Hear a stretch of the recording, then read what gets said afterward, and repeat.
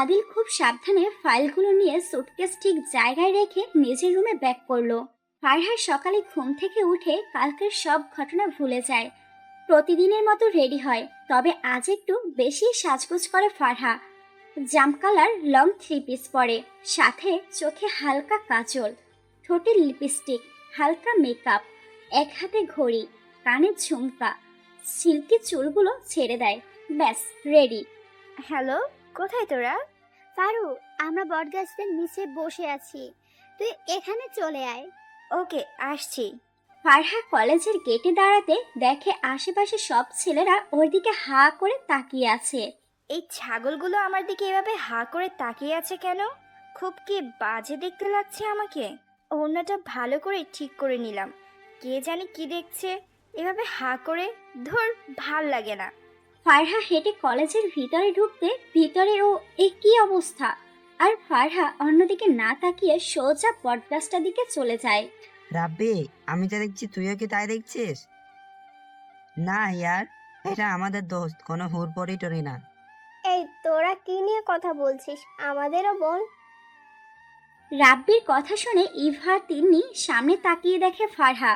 Wow, ফারুককে তো আজ পুরোই জাম্পরেই লাগছে রে। হ্যাঁ, আশেপাশে তাকিয়ে সব ছেলেরা কিভাবে ওর দিকে তাকিয়ে চোখ দিয়ে কিলে খাচ্ছে। হবে তো, এরকম পরীর মতো কোনো মেয়েকে দেখলে ছোড়া থেকে বুড়ো পর্যন্ত তাকিয়ে থাকতে বাধ্য। কি ফাজিলের দল সব, এখানে কি করিস? ক্লাস নাই? আছে তো, কিন্তু মনে হয় আজ ওর খচ্চর স্যার পড়াতে ভুলে যাবে। কেন? সামনে যদি কোনো পড়ি না থুকু, রাব্বির ভাষ্য মতে হুড় পড়ি থাকলে কি আর স্যার পড়াতে ইচ্ছা করবে? বদমাস! বলেই ইভাকে মারতে লাগলো। আর ইভা পুরো ক্যাম্পাস জুড়ে ছুটছে, সাথে সাথে ফারহাও। ওই হারামি দাঁড়া, আজ তোর খবর আছে। দোস্ত, এইবারের মতো ক্ষমা দে, আর কখনো এমন দুষ্টুমি করব না। ইভা দাঁড়িয়ে হাঁপাতে লাগলো। ফারহা ইভার পিঠে একটা কিল মেরে ও হাঁপাতে লাগলো। শালির ঘরের শালি, আর এইরকম স্যারদের নিয়ে ফাজলামি করলে তোর খবর আছে। আচ্ছা চল ওদের কাছে। ফারহা ইভা হাঁটতে হাঁটতে তিন্নিদের দিকে এগিয়ে যেতে খেয়াল করে সিনিয়র এক ভাইয়া কতগুলো লাল গোলাপ ফুল নিয়ে ওর সামনে দাঁড়িয়ে পড়ে। Hey miss, I love you. Farha এদিক ওদিক তাকিয়ে বোঝার চেষ্টা করছে উনি কাকে প্রপোজ করলো। হেই আমরাহাত, তোমার সিনিয়র। আমি তোমাকে প্রপোজ করেছি, তুমি অন্য কোথায় কি খুঁজছো? ওই মিয়া, আর নাকি কখনো কানের নিচে চটকানি খাইছেন নি? ফারহার মুখে উদ্ভট ভাষা শুনে মিলন হতভম্ব হয়ে তাকিয়ে আছে। মানে কি বলছো? তুমি কি ভাষায় কথা বলছো আমি বুঝতে পারছি না। হ্যাঁ, আগে আন্নে মরে কোন দিন দেখেননি? আন্নে কি আন্নার নাম হানেন? রাহাত ফারহার ভাষা বুঝতে না পেরে অসহায় মুখ নিয়ে ইভার দিকে তাকাতে ইভা শয়তানে হাসি দিয়ে বলল, রাহাত ভাইয়াও জানতে চাইছে আপনি কি ওর নাম জানেন? ওহ না, মানে আমি তো এই ফোরের নাম জানি না। হেতি কয় কি? ও মোর খোদা! ইভা, হেতি দেহি মোর নাম না জান না পীড়িত করবার লগে কয় হায় হায় হায়। এর তো দেহি বুঝালা পিটানা উচিত। রাহাত ফারহার সব কথা বুঝতে না পারলেও ওকে যে ঝুলিয়ে পিটানোর কথা বলেছে এটা ঠিক বুঝতে পারছে। মিলন কোনো রিকশা নিতে চায় না, কারণ ফারহার নাম ঠিক করে না জানলেও ওর সম্বন্ধে যা শুনেছে তাতে এইটুকু শিওর এই মেয়ে ভীষণ ডেঞ্জারাস। ফুল ওখানে ফেলে রেখে যান হাতে নিয়ে দৌড় দিল। ফারহা ইভা মিলনের দৌড় দেখে একসাথে হেসে উঠল। ফারু, তুই এই উদ্ভট ভাষা কোথা থেকে শিখলি রে? উফ, বলা যাবে না, ইটস মাই সিগারেট নাও। কি সিনিয়র রাহাত ভাইয়া ফুল হাতে কি করছিল? আমার পূজা করছিল ডাফার। হাসান, আর বলিস না, মিলন ভাই এসেছিল ফারহাকে প্রপোজ করতে। ভালো কথা, কিন্তু ওভাবে দৌড়ে চলে গেল কেন? কথাটা কি আগে আমাকে শেষ করতে দিবি? সরি সরি বোন, প্লিজ কন্টিনিউ করো। প্রপোজ করতে এসে ফারহার সে উদ্ভট কথা শুনে মিলন ভাই ভয় পেয়ে পালিয়েছে। ইভার কথা শুনে সবাই হাসতে লাগলো, কিন্তু ফারহার চোখ কলেজের গেটের দিকে। ইহু, ওই ব্ল্যাক কারটা কার রে? কে আসলো কলেজে? ফারু, আগুন স্যার আসলো না তো। তুই তো ওনার একটা গাড়ি খারাপ করে দিছিস। মেবি হয়তো উনি রিচ ফ্যামিলি থেকে বিলং করে, তাই আজ ওনার নিউ কার নিয়ে এসেছে।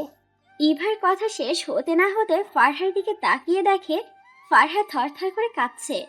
ফারহাকে টাচ করতে ফারহা ওখান থেকে ছুটে ক্লাসে চলে আসে। ফারহার পিছু পিছু রাব্বি, হাসান, আফিফ, ইভা তিনি দৌড়ে যায়।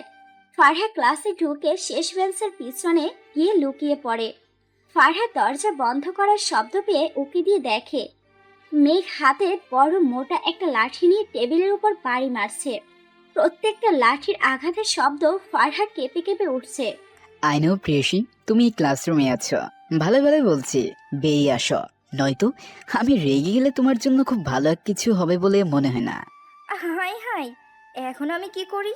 এই রাক্ষসটার কথা তো একেবারে বেমালুম ভুলে গেছিলাম। কি করে ভুললাম আমি আজ?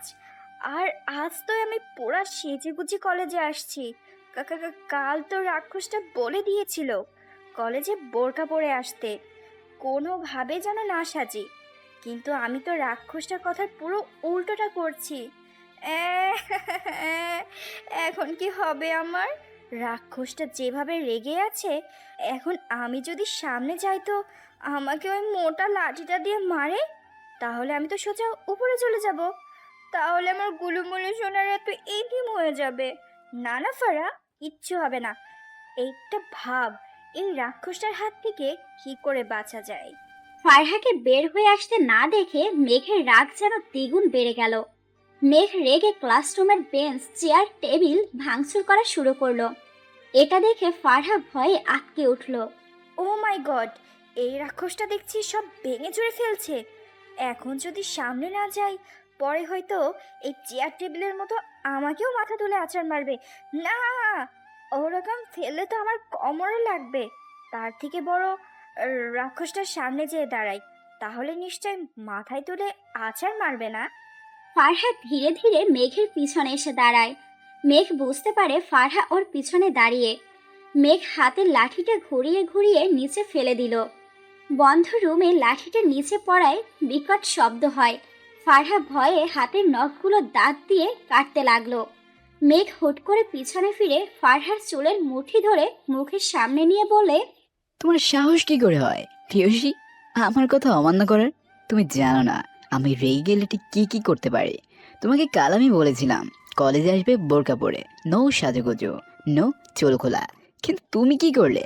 আনসার মি ড্যাম ইট। আমার মনে ছিল না। ফারহার কথা শুনে মেঘের নিজেকে যেন পাগল মনে হচ্ছে। বলে কি এই মেয়ে?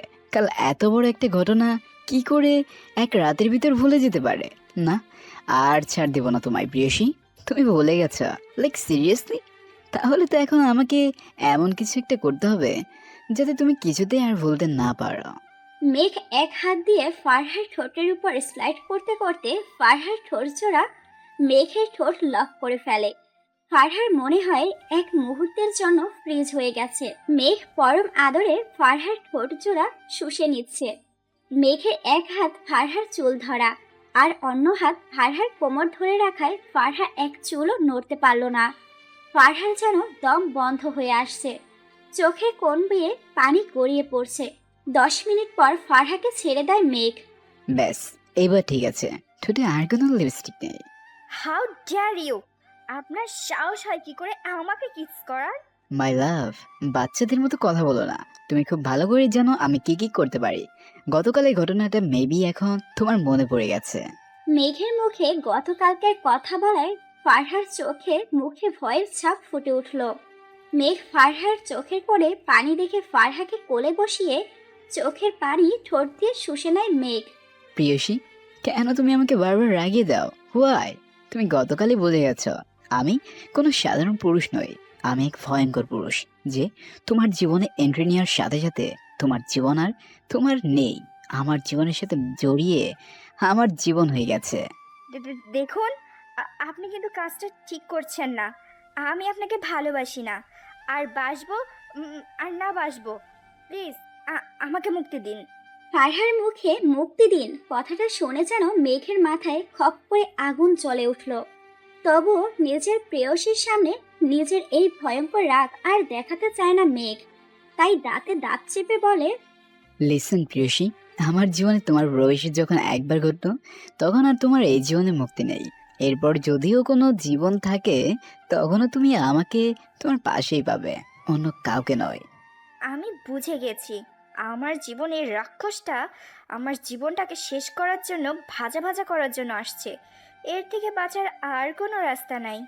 না প্রিয়সী, আর কোনো রাস্তা নেই আমার থেকে বাঁচার জন্য। মেঘের কথা শুনে ফারহার চোখ দুটো বড় বড় হয়ে গেল। এই রাক্ষসটা বুঝলো কি করে আমার মনের কথা? মন পড়তে পারে নাকি? ইয়েস মাই লাভ, তোমার মন পড়তে পারবো না এটা কি করে সম্ভব? আফটার অল ইউর মাই লাভ। লাভ না বাস, শালা বজ্জার ডেভিল পোড়া রাক্ষস। ইচ্ছা তো করছে তোরে ইঁদুরের ভর্তা, ব্যাঙের কোরমা, টিকটিকি ডিম ফ্রাই করে খাওয়াই, বাট আফসোস পারলাম না।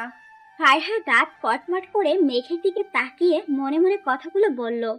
মেঘ ফারহার মুখ দেখে বুঝতে পারছে তার প্রিয়সী মনে মনে তার গোষ্ঠীর ষষ্ঠী করছে। মেঘ ফারহার দিকে তাকিয়ে টেরি স্মেল দিয়ে বলে, প্রিয়সী, বাইরে তোমার বন্ধুরা তোমার জন্য অপেক্ষা করছে।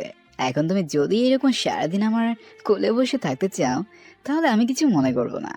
কি কিসব যাতা বলছেন আপনি? ফারহা দ্রুত মেঘের কোল থেকে উঠে দাঁড়িয়ে দরজার দিকে দৌড় দিতে গেলে মেঘ ফারহার হাত ধরে দেয়ালে চেপে ধরে। এই আপনি কি করছেন? হ্যাঁ কি করছেন? ছাড়ুন বলছি। আপনার মতো এমন লুচু মার্কা লোক আমি দুটো দেখিনি। এখন তো দেখছি আপনার থেকে ওই চিপকুই ভালো। ফারহা কথাটা শেষ করে মেঘের দিকে তাকাতে দেখে মেঘের চোখ দুটো আগুনের মতো লাল হয়ে আছে। এমনভাবে তাকিয়ে আছে মনে হয় এক্ষুনি ওই চোখ দিয়ে ওকে ভস্ম করে দিবে। ফারহা ভয়ে এক ঢোক গিলে কিছু বলতে যাবে তার আগে শুরু হয়ে গেল মেঘের ভালোবাসার ভয়ঙ্কর টর্চার। রুডলি ফারহাকে কিস করতে থাকে। মেঘ চুমু থেকে কামড়ে পরিণত হয়। ফারহা আর সহ্য করতে না পেরে সমস্ত গায়ের জোর দিয়ে মেঘকে ধাক্কা মারে, কিন্তু তাতেও মেঘকে একচুল নাড়াতে না পেরে ফারহা এবার কান্না করে দেয়। ফারহার চোখের পানি মেঘের গাল স্পর্শ করতে মেঘ ফারহাকে ছেড়ে দিয়ে হাত দিয়ে ফারহার গাল চেপে ধরে বলে, তোর এই মুখে শুধু আমার নাম আসবে, অন্য কোনো পুরুষের নাম মুখে আনলে তোর এই ঠোঁটের অবস্থা আজ যা করলাম আগামীতেও তাই করব, সাথে তাকেও 10 হাত মাটির নিচে পুঁতে রাখবো, বুঝতে পেরেছিস? মেঘের এমন প্রচন্ড রাগ দেখে ফারহা ভয়ে থরথর করে কাঁপছে।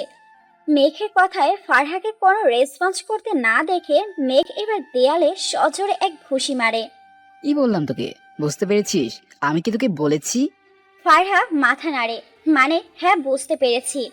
মেঘ ফ্লোর থেকে ফারহার ওড়না তুলে সুন্দর করে মাথায় ওড়না জড়িয়ে দেয় ফারহাকে। এখন চলো। মেঘ ফারহার হাত ধরে ক্লাসরুমের দরজা খুলে বাইরে বেরিয়ে এসে দেখে ফারহার সব বন্ধুরা দাঁড়িয়ে আছে। যেহেতু তিন্নিকে মেঘ চেনে, তাই তিন্নির উদ্দেশ্যে মেঘ বলে উঠল, তিনু বেবি, আমি কি এতক্ষণে নিশ্চয়ই বুঝতে পেরে গেছো? ইয়েস জিজু, বাট আমি ভাবতে পারছি না আপনি আমার বান্ধবীকে। ও মাই গড, বাংলাদেশের টপ বিজনেসম্যান। ধুর, শুধু বাংলাদেশের কেন, লন্ডন, ইউএস, প্যারিস, আরো কত না দেশ আছে। এতগুলো দেশে আপনার বিজনেসের রাজত্ব চলে, সেই কিনা আমার বান্ধবীকে। ও আল্লাহ, কেউ আমারে ধর। তিনু বেবি, সব যখন জানোই তখন একটা কথা বলেই দিচ্ছি, আমার প্রিয়সীর দায়িত্ব এখন থেকে তোমার। ওর গায়ে যদি কোনো ফুলের টুকাও লাগে তাহলে এই লাড়িটা দেখেছো তো? হ্যাঁ জিজু, দেখলাম তো, বাট ট্রাস্ট মি, এই লাঠির প্রয়োজন পড়বে না। গুড। আর কোনো ছেলেকে যেন ওর আশেপাশে না দেখি, তাহলে বুঝতেই তো পারছো। হ্যাঁ জিজু। এই তো আমার শালিকার মতো কথা। এখন আমি আসছি, কলেজে শেষ হলে আমার গাড়ি তোমাকে পৌঁছে দেবে, ঠিক আছে? ওকে জিজু। মেঘ সবার সামনে ফারহার কপালে চুমু দিয়ে বেরিয়ে যায়। এদিকে মেঘকে যেতে দেখে ফারহা দ্রুত ওয়াশরুমে গিয়ে বারবার ঠোঁটে পানি দিয়ে ঘষতে থাকে। তা দেখে তিন্নি ইফা ফারহাকে বলে, কি করছিস কি পারো? ঠোঁটের চামড়া উঠে যাবে তো। যাক উঠে যাক, ওই বাজে লোকটা আমার ঠোঁট স্পর্শ করছে। আমি চাই না ওর কোনো স্পর্শ আমার শরীরে লাগুক।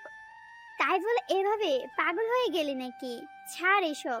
ইফা রুমাল দিয়ে ফারহার মুখ মুছিয়ে দিয়ে বাইরে বেরিয়ে এসে দেখে আফিফ, রাব্বি, হাসান অবাক চোখে ফারহার দিকে তাকিয়ে আছে। সব বলছি, তার আগে অন্য কোথাও চল, ওকে নিয়ে বসি। বটগাছের নিচে বসে আছে ফারহা, তিন্নি, ইফা, রাকিব, হাসান, আফিফ। তারপর সব কথা হবে।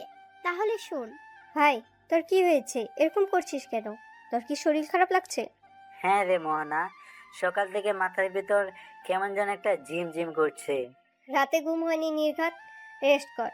আর ভাইয়া, একটা কথা বলতে আসা, আমি ভেবেছিলাম ফারহাকে যদি তোমার ছেলে রাহুলের সাথে বিয়ে দেওয়া যায় তাহলে কেমন হতো। আর এমনিতেও রাহুল ফারহাকে ছোটবেলার থেকেই পছন্দ করে। তুই কি চাইছিস মোহনা, তা আমি খুব ভালো করে বুঝতে পারছি। তুই চাইছিস আমরা যেন ফারহাকে না মারি, ওকে বাঁচিয়ে রাখি, তাই না? না মানে ভাই। বাকিটা বলার আগে ফাহিম মোহনাকে ধমক দিয়ে থামিয়ে দেয়। শোন মোহনা, তোর এই ভালো মানুষের জন্য একদিন না একদিন সবাইকে মরতে হবে। তাই বলছি, তোর এই ভালো মানুষের জেরে ফেলে আমার বোন হয়ে যা। আমি যা বলি ভেবেচিন্তেই বলি।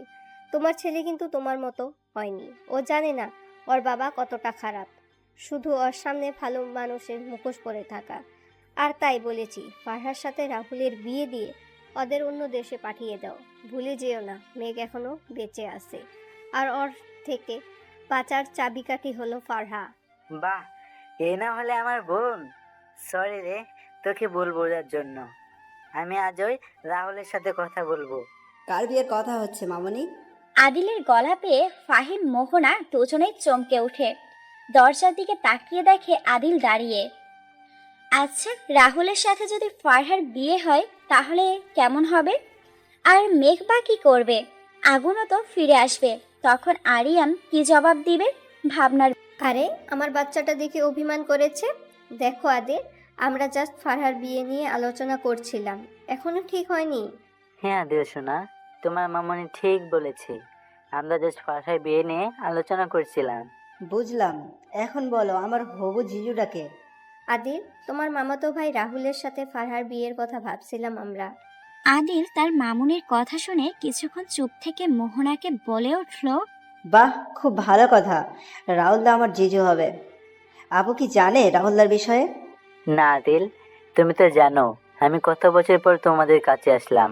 রাহুলকে তো ফারহা ছোটবেলায় দেখেছে, তারপর লন্ডন চলে যাওয়ার পর আর তোদের সাথে দেখা হয়নি রাহুলের। ও তাই বলো। যাই হোক মামা, তোমরা কি খুব তাড়াতাড়ি আপুর সাথে রাহুলদার বিয়ে দিতে চাও? না মানে আপুর লেখাপড়া শেষ হওয়া পর্যন্ত অপেক্ষা করলে হতো না? না আদিল, সে পর্যন্ত অপেক্ষা করলে অনেক দেরি হয়ে যাবে। কি? কিসের দেরি হয়ে যাবে মামা? এই যা, কি বলে ফেললাম। আদিল কিছু বুঝতে পারিনি তো? না আদিল, বলছিলাম যে রাহুলের তো স্টাডি শেষ আর এখন আমার বিজনেস সামলাচ্ছে। তাই বলছিলাম এখনই বেস্ট টাইম রাহুল আর ফারহার বিয়ে দেওয়ার। ভালো, কিন্তু আগে আপুর মতামতটা প্লিজ নিয়ে নাও। অবশ্যই, তোদের মতামত ছাড়া আমি কখনো কিছু করেছি যে আজ করব? তুই নিশ্চিত থাক, ফারহার মতামত নিয়েই আমরা ফারহার বিয়ে নিয়ে আগাবো, তার আগে না। আচ্ছা মামনি, আমি একটু বাইরে যাচ্ছি, আসতে লেট হতে পারে, তুমি টেনশন করো না। আদিল আর না দাঁড়িয়ে বেরিয়ে গেল। এদিকে আদিলকে যেতে দেখে মোহনা ফাহিম যেন হাফ ছেড়ে বাঁচল। জোর বাঁচা বেঁচে গেছি ভাইয়া। হ্যাঁ ঠিক বলেছিস, তোর এই ছেলেটা ভীষণ ইন্টেলিজেন্ট, ওকে দেখলেই বোঝা যায়। তাই ওর সামনে সাবধানে কথা বলতে হবে সব সময়। ঠিক বলেছ ভাইয়া, কিন্তু এখন কি করবে? রাহুলকে কি তুমি দেশে আসতে বলবে?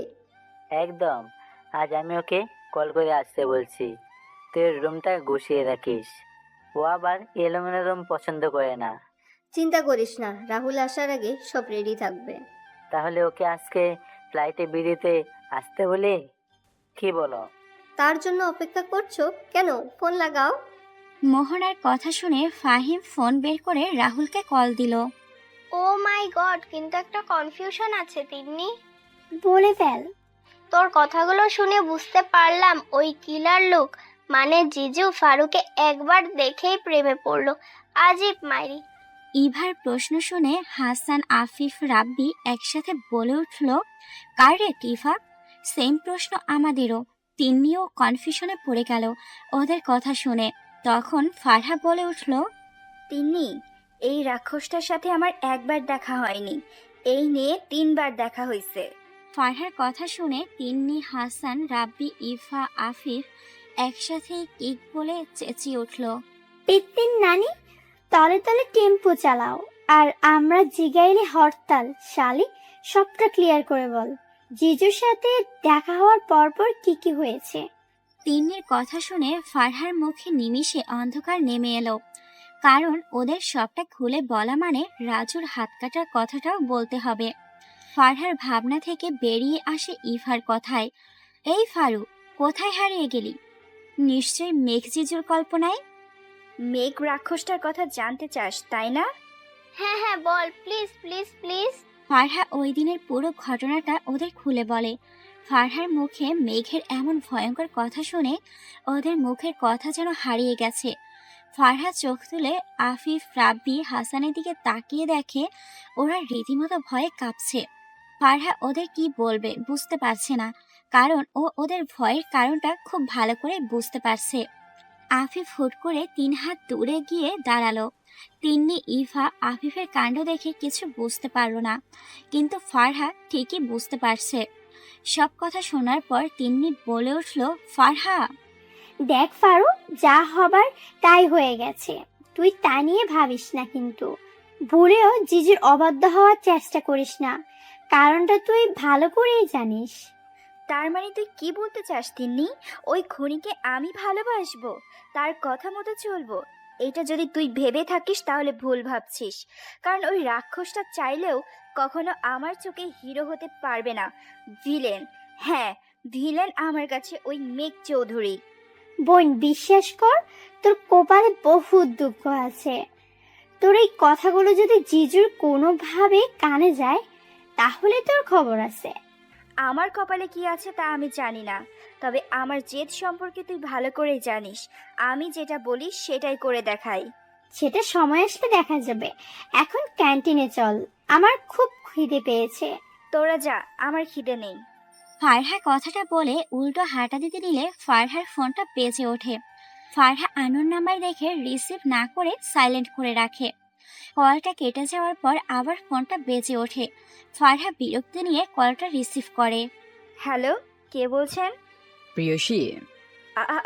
আপনি? হ্যাঁ আমি। কেন, অন্য কাউকে আশা করেছিলে বুঝি? আপনি আমার নাম্বার কই পাইলেন? ফারহার কথা শুনে মেঘ ফোনের ওপাশ থেকে হু হা হা করে হেসে ওঠে। জানো, তুমি ভুলে যাচ্ছ কেন বারবার আমি কে আর কি কি করতে পারি?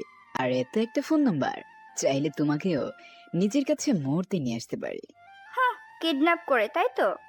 ফারহার মুখে এমন বাচ্চামি কথা শুনে মেঘের এই মুহূর্তে ইচ্ছে করছে ফারহার ওই রসগোল্লার মতো গাল দুটো খেয়ে ফেলি, কিন্তু মেঘ নিজের ইচ্ছেটাকে দমিয়ে রেখে কড়া গলায় বলে উঠল, প্রিয়সী, এই মুহূর্তে তুমি তিনু বিবির সাথে ক্যান্টিনে যাবে। Got it? মেঘ যখনই ক্যান্টিনে যাবার জন্য অর্ডার করলো, সাথে সাথে ফারহা পিছনে তাকিয়ে দেখে তিন্নির মুখে এক শয়তানি মার্কা হাসি দিয়ে ওর দিকে তাকিয়ে আছে। ফারহার বুঝতে বাকি নেই রাক্ষসটাকে সব ইনফরমেশন কে দিচ্ছে। ফারহা দাঁত কটমট করতে করতে তিন্নিদের দিকে এগিয়ে যাচ্ছে। এদিকে মেঘ ফোনে হ্যালো হ্যালো বলে যাচ্ছে, কিন্তু ফারহার সেদিকে নজর নেই। প্রচন্ড রাগ নিয়ে তিন্নির দিকে এগিয়ে গেল ফারহা। যাক, আমি তোকে আবারও অফার দিচ্ছি। কত টাকা চাস তুই? আমি দিতে রাজি আছি। আশিকের কথা শুনে জ্যাক যেন গা কাঁপিয়ে হাসতে লাগলো। কিছুক্ষণ পর জ্যাক হাসি থামিয়ে আশিক করে গাল চেপে ধরে জ্যাক বলে ওঠে, ইউ বাস্টার্ড! তোর সাহস কি করে হয় আমাকে আবার অফার করার? আমি কোনো বেইমান না যে নিজের বসের সাথে বেইমানি করব, বুঝতে পেরেছিস? এরপর থেকে যদি কখনো এরকম অফার দিস, তবে সেদিন তোর জীবনের শেষ দিন হবে। তাহলে আমাকে ছেড়ে দে। আর কতদিন এভাবে বন্দি থাকবো আমি? পারছি না থাকতে, দম বন্ধ হয়ে আসে আমার। রিয়েলি? তাহলে তো তোর জন্য স্পেশাল কিছু অ্যারেঞ্জমেন্ট করা প্রয়োজন। ওকে এখান থেকে শিফট করে পিছনের রুমে নিয়ে যা। লোকগুলো আশিকুরকে ওই বাধা অবস্থায় জানালাবিহীন একটা ছোট্ট রুমে আশিকুরকে রেখে আসে। তো আশিকুর রহমান, এবার নিশ্চিত আপনার দম বন্ধ হয়ে আসবে না। জ্যাকের কথা শুনে আশিকুর রহমান অসহায় দৃষ্টিতে জ্যাকের মুখের দিকে তাকিয়ে থাকে। জ্যাক আশিকুরের দৃষ্টি উপেক্ষা করে মুখের উপর দরজা বন্ধ করে দেয়। ঠাস! হ্যাঁ, ফারহা তিন্নির সামনে এসে তিন্নির গালে সজোরে থাপ্পড় বসিয়ে দেয়। হুট করে ফারহা এমন রূপ দেখে ইভা, রাব্বি, হাসান, আফিফ ভয়ে গাবড়ে যায়। তিন্নি গালে হাত দিয়ে টলমল চোখে পানি নিয়ে ফারহার দিকে তাকিয়ে থাকে। ফারহা মেঘের উপর রাগটা যে তিন্নির উপর ফারহা দেখালো তা বুঝতে কারোরই কোনো অসুবিধা হলো না। তিন্নি, তুই আমাকে বল তো, তুই কি আমার বেস্ট ফ্রেন্ড নাকি ওই খুনিটার বেস্ট ফ্রেন্ড? ফারহার কথার উত্তরে তিন্নি কাঁদো কাঁদো মুখ করে বলে, তোর বেস্ট ফ্রেন্ড। তাহলে তুই কোন সাহসে আমি কি করি না করি তার ইনফরমেশন ওই খুনিটাকে দিস? বল, কোন সাহসে? জিজু কথাটা উচ্চারণ করতে ফারহা তিন্নির দিকে আগুন দৃষ্টি নিক্ষেপ করতে তিন্নি ঘাবড়ে বলে ফেলে, ফারু, একদম এভাবে আমার দিকে তাকাবি না। তোর কি মনে হয় আমি এইসব ইচ্ছে করে করছি?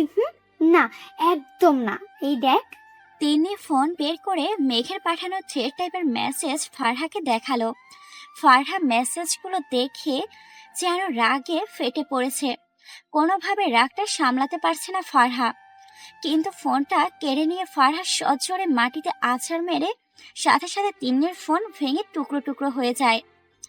এতক্ষণ তো কান্নাটা চাপিয়ে রেখেছিল, কিন্তু নিজের প্রিয় ফোনটার এই হাল দেখে কান্না আর চাপিয়ে রাখতে না পেরে ভ্যা ভ্যা করে কেঁদে দিল তিন্নি। এতক্ষণ রাগে ফারহা হুঁশ না থাকলেও তিন্নির কান্না দেখে ফারহার হুঁশ ফিরল। এইটা আমি কি করলাম? রাগের মাথায় তিন্নির প্রায় ফোনটাই ভেঙে ফেললাম। সব হয়েছে ওই রাক্ষসটার জন্য। ওর জন্য আজ প্রথমবার আবার বেস্টিকে এত জোরে থাপ্পড় মারলাম। ফারহার এখন রাগ হচ্ছে মেঘের উপর।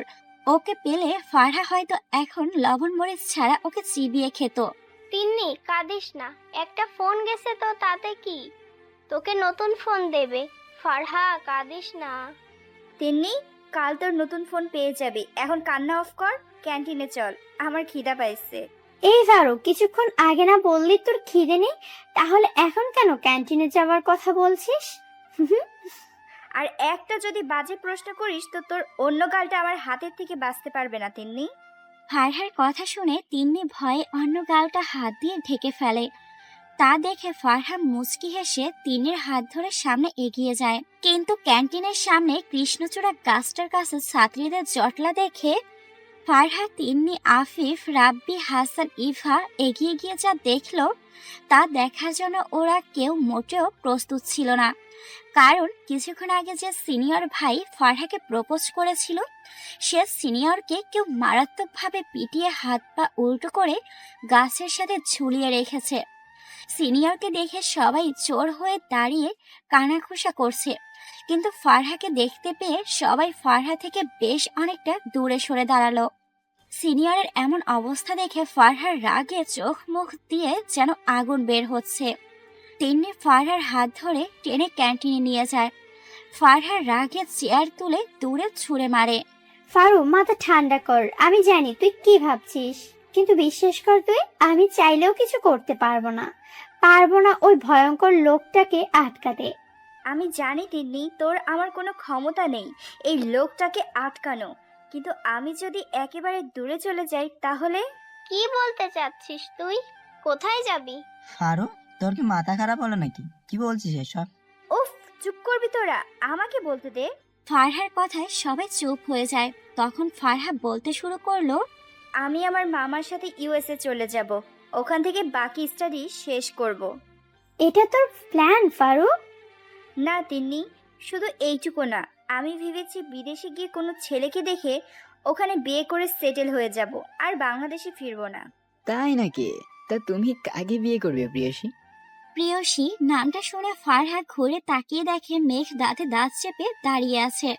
পিছনে কালো স্যুটবুট পরা গার্ড। মেঘ হাতে ইশারা করা মাত্র গার্ডগুলো বাহিরে চলে গেল। কি হলো জান, তুমি কন্টিনিউ করো। বিদেশ গিয়ে ছেলের সাথে ছেলে দেখে বিয়ে করে সেটেল হবে, তাই না?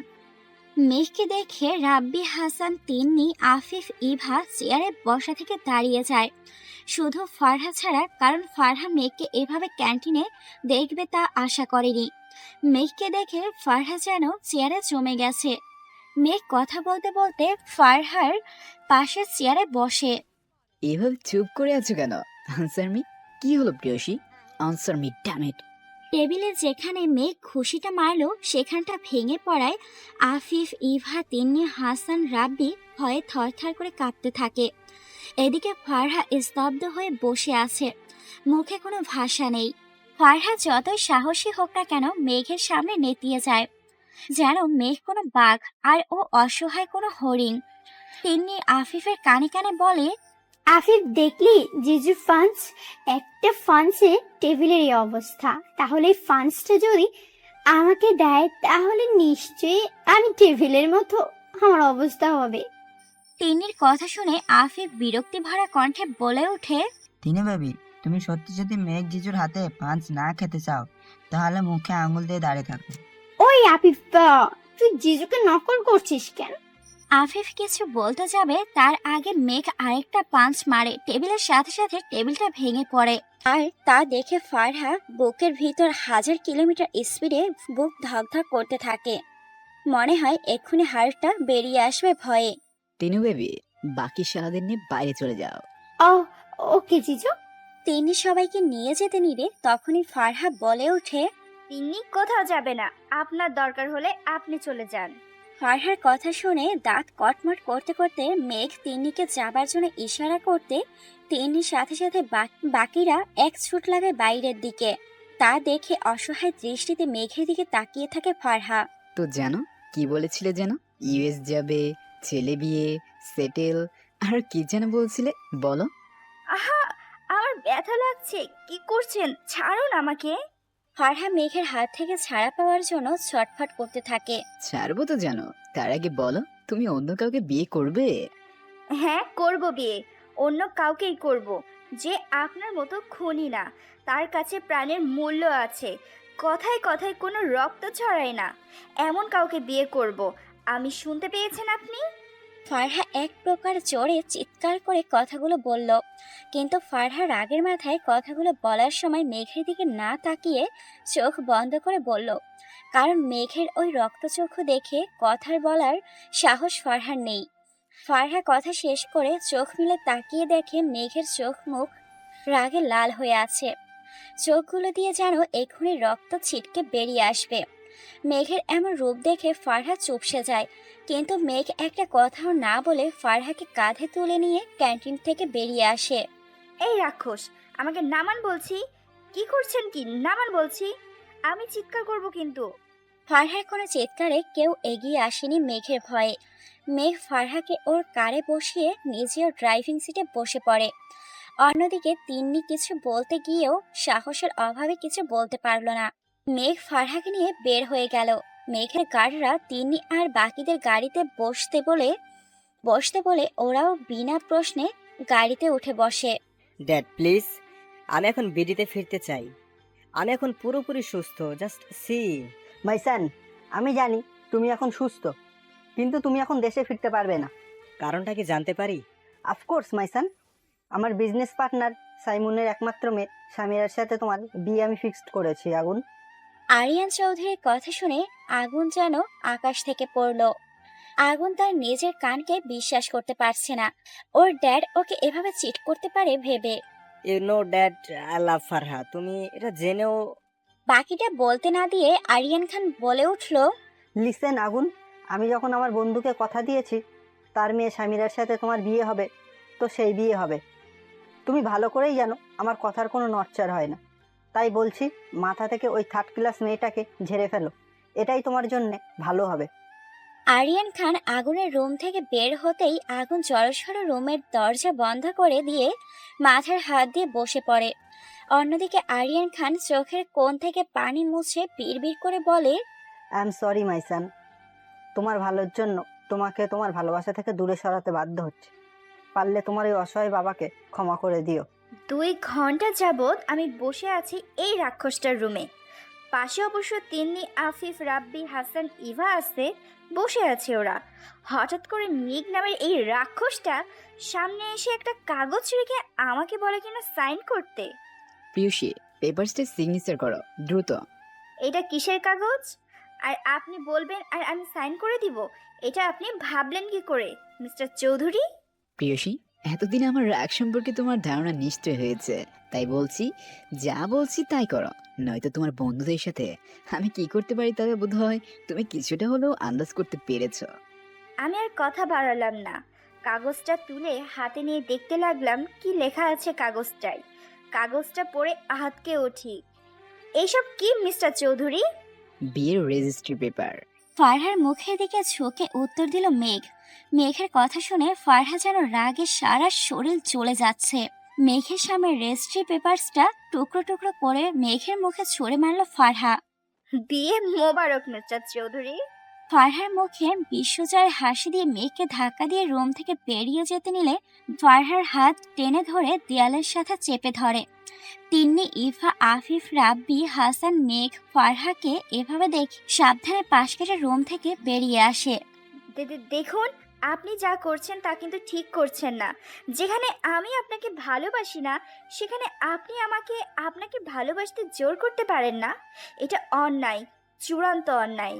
ফারহা চোখ বন্ধ করে এক নিঃশ্বাসে কথা বলে ফেলল, কিন্তু মেঘের কোনো হেলদোল না দেখতে পেয়ে ফারহা চোখ পিটপিট করে তাকিয়ে দেখে মেঘ কেমন নেশা ভরা চোখে ওইদিকে তাকিয়ে আছে। এ মা, এই রাক্ষসটা এভাবে আমার দিকে তাকিয়ে আছে কেন? মেরে ফেলবে নাকি নাকি খেয়ে ফেলবে? শুনেছি রাক্ষসরা নাকি মানুষ খায়। তাহলে কি মিস্টার চৌধুরী এখন আমাকে খেয়ে ফেলবে? ফারহার ভাবনায় ছেদ ঘটে মেঘের স্পর্শে। মেঘ ফারহার কানে নাক ঘষতে ঘষতে বলে, প্রিয়সী, একটা পেপার ছিঁড়ে ফেললে কি তুমি আমার হাত থেকে ছাড়া পেয়ে যাবে? এটা যদি ভেবে থাকো তাহলে তুমি আমাকে এখনো চিনতেই পারো নাই। এরকম হাজারটা পেপারস তুমি মুহূর্তে ছিঁড়ে ফেলতে পারো, কিন্তু আমার ভালোবাসা খাঁচা ছিঁড়ে কোথাও পালাতে পারবে না প্রিয়সী। ফারহা মেঘের কথা শুনে কিছু বলতে যেও বলল না। রাক্ষসটাকে বলে কোনো লাভ নেই। তার থেকে ভালো হয় কি করে এর খাঁচা ছেড়ে বের হওয়া যায় সেটা ভাবতে হবে আমাকে। মেঘ ফারহার চুপ থাকা থেকে আন্দাজ করতে পারছে তার প্রিয়সী মনে মনে ওকে ডাবল ক্রাশ করার প্ল্যানিং করছে। এটা আন্দাজ করতে পেরেই মেঘের যেন মেজাজ হাই লেভেলে উঠে গেল। মেঘ চেয়ার শক্ত করে ফারহার চুলের ভাঁজে হাত ডুবিয়ে দিয়ে ফারহার গলায় কামড় দেয়। সাথে সাথে ফারহা চিৎকার করে ওঠে, ও আল্লাহ, গেলাম গো! এই রাক্ষসটা আজ বোধহয় আমাকে খেয়ে ফেলবে। আমার আর গোলুমুলুকে দেখা হলো না। বলেই ফারহা কান্না জুড়ে দিল। মেঘ ফারহার এমন বিহেভিয়ার দেখে যেন শকড। ফারহা এমন সময় এমন কিছু বলে ফেলবে তা মেঘ কল্পনায় ভাবতে পারেনি। তার উপর এই কান্না। এখন মেঘ ওর নিজের উপর রাগ হচ্ছে। কেন করতে গেল? মেয়েটার শরীর বড় হলেও ওর স্বভাবটা যায় একেবারে বাচ্চাদের মতো। তা ভুলে গিয়েছিল মেঘ। মেঘ হঠাৎ করে ফারহার মুখ চেপে ধরে। শালা, আমার মুখটা কি তোর বাপের সম্পত্তি যে যখন তখন মুখ চেপে ধরিস, কিস করিস? নো জান, নো, এটা আমার বাবার সম্পত্তি নয়, এটা আমার নিজের সম্পত্তি বলে চোখ মেরে দিল মেঘ। ফারহা মেঘের কথা শুনে চোখ বড় বড় করে তাকিয়ে আছে। শালির ঘরের রাক্ষসটা কি করে আমার মনের কথা বুঝলো? মেঘ ফারহার তাকানো দেখে আবার বলে উঠল, প্রিয়সী, তোমার মনের আনাচে কানাচে আমার বিচরণ সব সময়। তোমার ভাবনায়, তোমার স্মৃতি, তোমার মন, তোমার শরীরের প্রত্যেকটি অঙ্গ প্রত্যঙ্গে আমি বিচরণ করি। ভালোবাসি তোমায়, নিচের সবটা জুড়ে ভালোবাসি। যে ভালোবাসা নেই কোনো শেষ, বড্ড ভালোবাসি তোমায়। কথাগুলো বলতে বলতে মেঘ ফারহার মুখ ছেড়ে দেয়। ফারহার মুখ ছেড়ে দিতে ফারহা বলে ওঠে, এতই যখন ভালোবাসেন তাহলে এত কষ্ট কেন দিচ্ছেন? ছেড়ে দিন না আমায়। আমাকে আমার মতো থাকতে দিন। আমার থেকে দূরে চলে যান প্লিজ। আমাকে শান্তিতে বাঁচতে দিন। ফারহা অনেকটা নরম সুরে কথাগুলো বলল মেঘকে, কিন্তু মেঘ ফারহার মুখে ওর থেকে দূরে চলে যেতে বলায় মেঘের মনের ভিতর হিংস্র পশুটাকে যেন জাগিয়ে দিল ফারহা। মেঘ ফারহাকে ছেড়ে দিয়ে রুমের সব জিনিসপত্র ভাঙচুর করতে লাগলো। এক মুহূর্তের মধ্যে পুরো রুমের চেহারা বদলে দিল মেঘ। মেঘের এমন হিংস্র রূপ দেখে ফারহা অজ্ঞান হওয়ার অবস্থা। কোনোভাবে পা টিপে টিপে রুম থেকে বের হতে নিলে মেঘ ফারহার হাত হ্যাচকা টান মেরে বেডের উপর ছুঁড়ে মারে। ফারহা কোমরে ব্যথা পেয়ে চিৎকার করতে যেয়ে ও পারে না মেঘের ভয়ে। মেঘের চোখ মুখ মিনিটে পাল্টে যে এভাবে হিংস্রতার রূপ নেবে তা ফারহা ভাবতেও পারেনি। মেঘ রক্ত চোখ নিয়ে ফারহার উপর ঝুঁকে ফারহার চুলের মুঠি ধরে বলে উঠল, মেঘ, তোর সাহস কি করে হয় আমাকে তোর থেকে দূরে চলে যেতে বলার? বল, আনসার মি। তুই কান খুলে শুনে রাখ, তুই শুধু আমার, শুধু আমার। তোর সবটা জুড়ে শুধু আমি থাকবো। যদি ভুলেও এই মন থেকে আমাকে সরাতে চাস তাহলে তা তোর জন্য ভালো হবে না, বুঝতে পেরেছিস? জোরে চিৎকার করে বলল মেঘ। মেঘের এমন ভয়ঙ্কর গর্জন শুনে ফারহা ভয়ে কথা বলতেই ভুলে গেল। লিসেন প্রেয়সী, ভুলেও দ্বিতীয়বার আমার থেকে বা তোমার থেকে আমাকে দূরে সরানোর কথা মাথায় আনবে না। তাহলে আজ যে আমার রূপটা দেখেছো তার থেকে ভয়ানক রূপ দেখতে হবে তোমাকে। ফারহাকে বুকের সাথে চেপে ধরে কথাগুলো খুব শান্ত স্বরে বলল মেঘ। মেঘের এমন হুটহাট রূপ পরিবর্তন হতে দেখে ফারহা বেশ অবাক হয়, কিন্তু মেঘকে কিছু বলার সাহস হয়ে ওঠে না ফারহার। তাই চুপ করে মেঘের কথা শুনছে। মেঘ হুট করে ফারহার কোলে নিয়ে রুম থেকে বেরিয়ে এসে ডাইনিং প্লেসে নিয়ে চেয়ারে বসিয়ে দেয়। ততক্ষণে আসলাম মেঘের পাশে এসে উপস্থিত হয়। কিছু বলবে আসলাম? ইয়েস বস, আসলে ম্যামের এক বেস্ট ফ্রেন্ড হঠাৎ অসুস্থ হয়ে পড়েছে। ফারহা আর না দাঁড়িয়ে দৌড়ে সে রুমের দিকে চলে যায়। আর এদিকে মেঘ আসলামের দিকে দাঁত কটমট করে তাকাতে আসলাম মাথা নিচু করে মেঘকে সরি বলে। তিন্নি, তুই ঠিক আছিস তো? আমরা তো ঠিক আছি, বাট ইভু ও ঠিক নেই, কিছুক্ষণ আগে অজ্ঞান হয়ে যায়।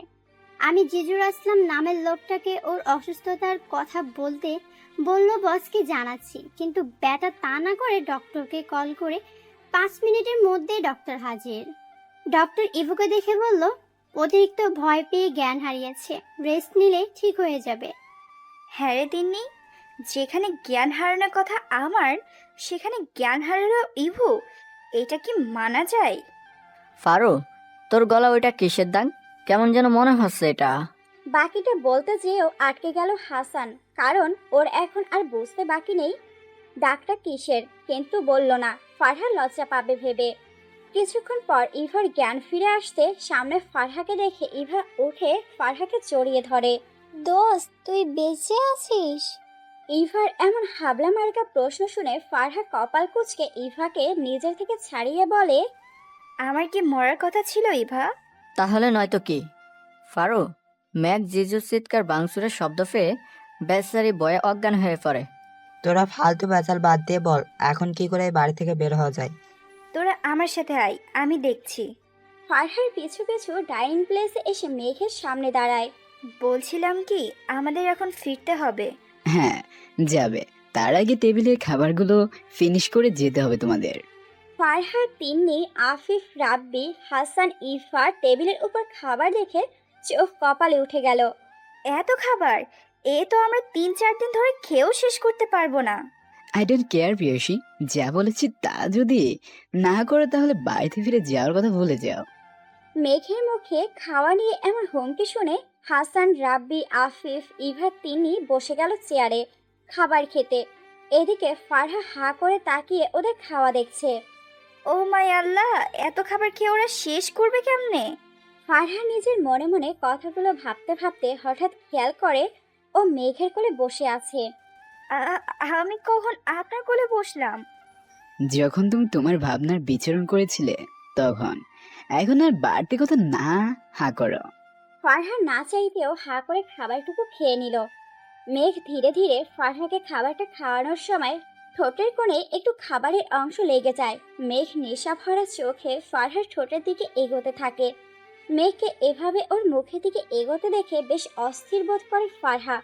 কিছু বলতে তার আগে সে অঘটনটা ঘটে গেল তিনি আফিফ, ইভা, রাব্বি, হাসানের সামনেই। মেঘ তার ঠোঁটজোড়া দিয়ে ফারহার ঠোঁটজোড়া আটকে ফেলে।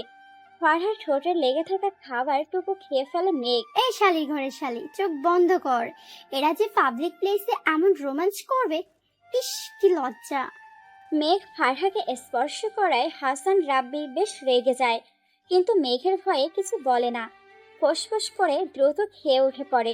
তিন্নি, ইভাও আর বসে না থেকে উঠে যায়।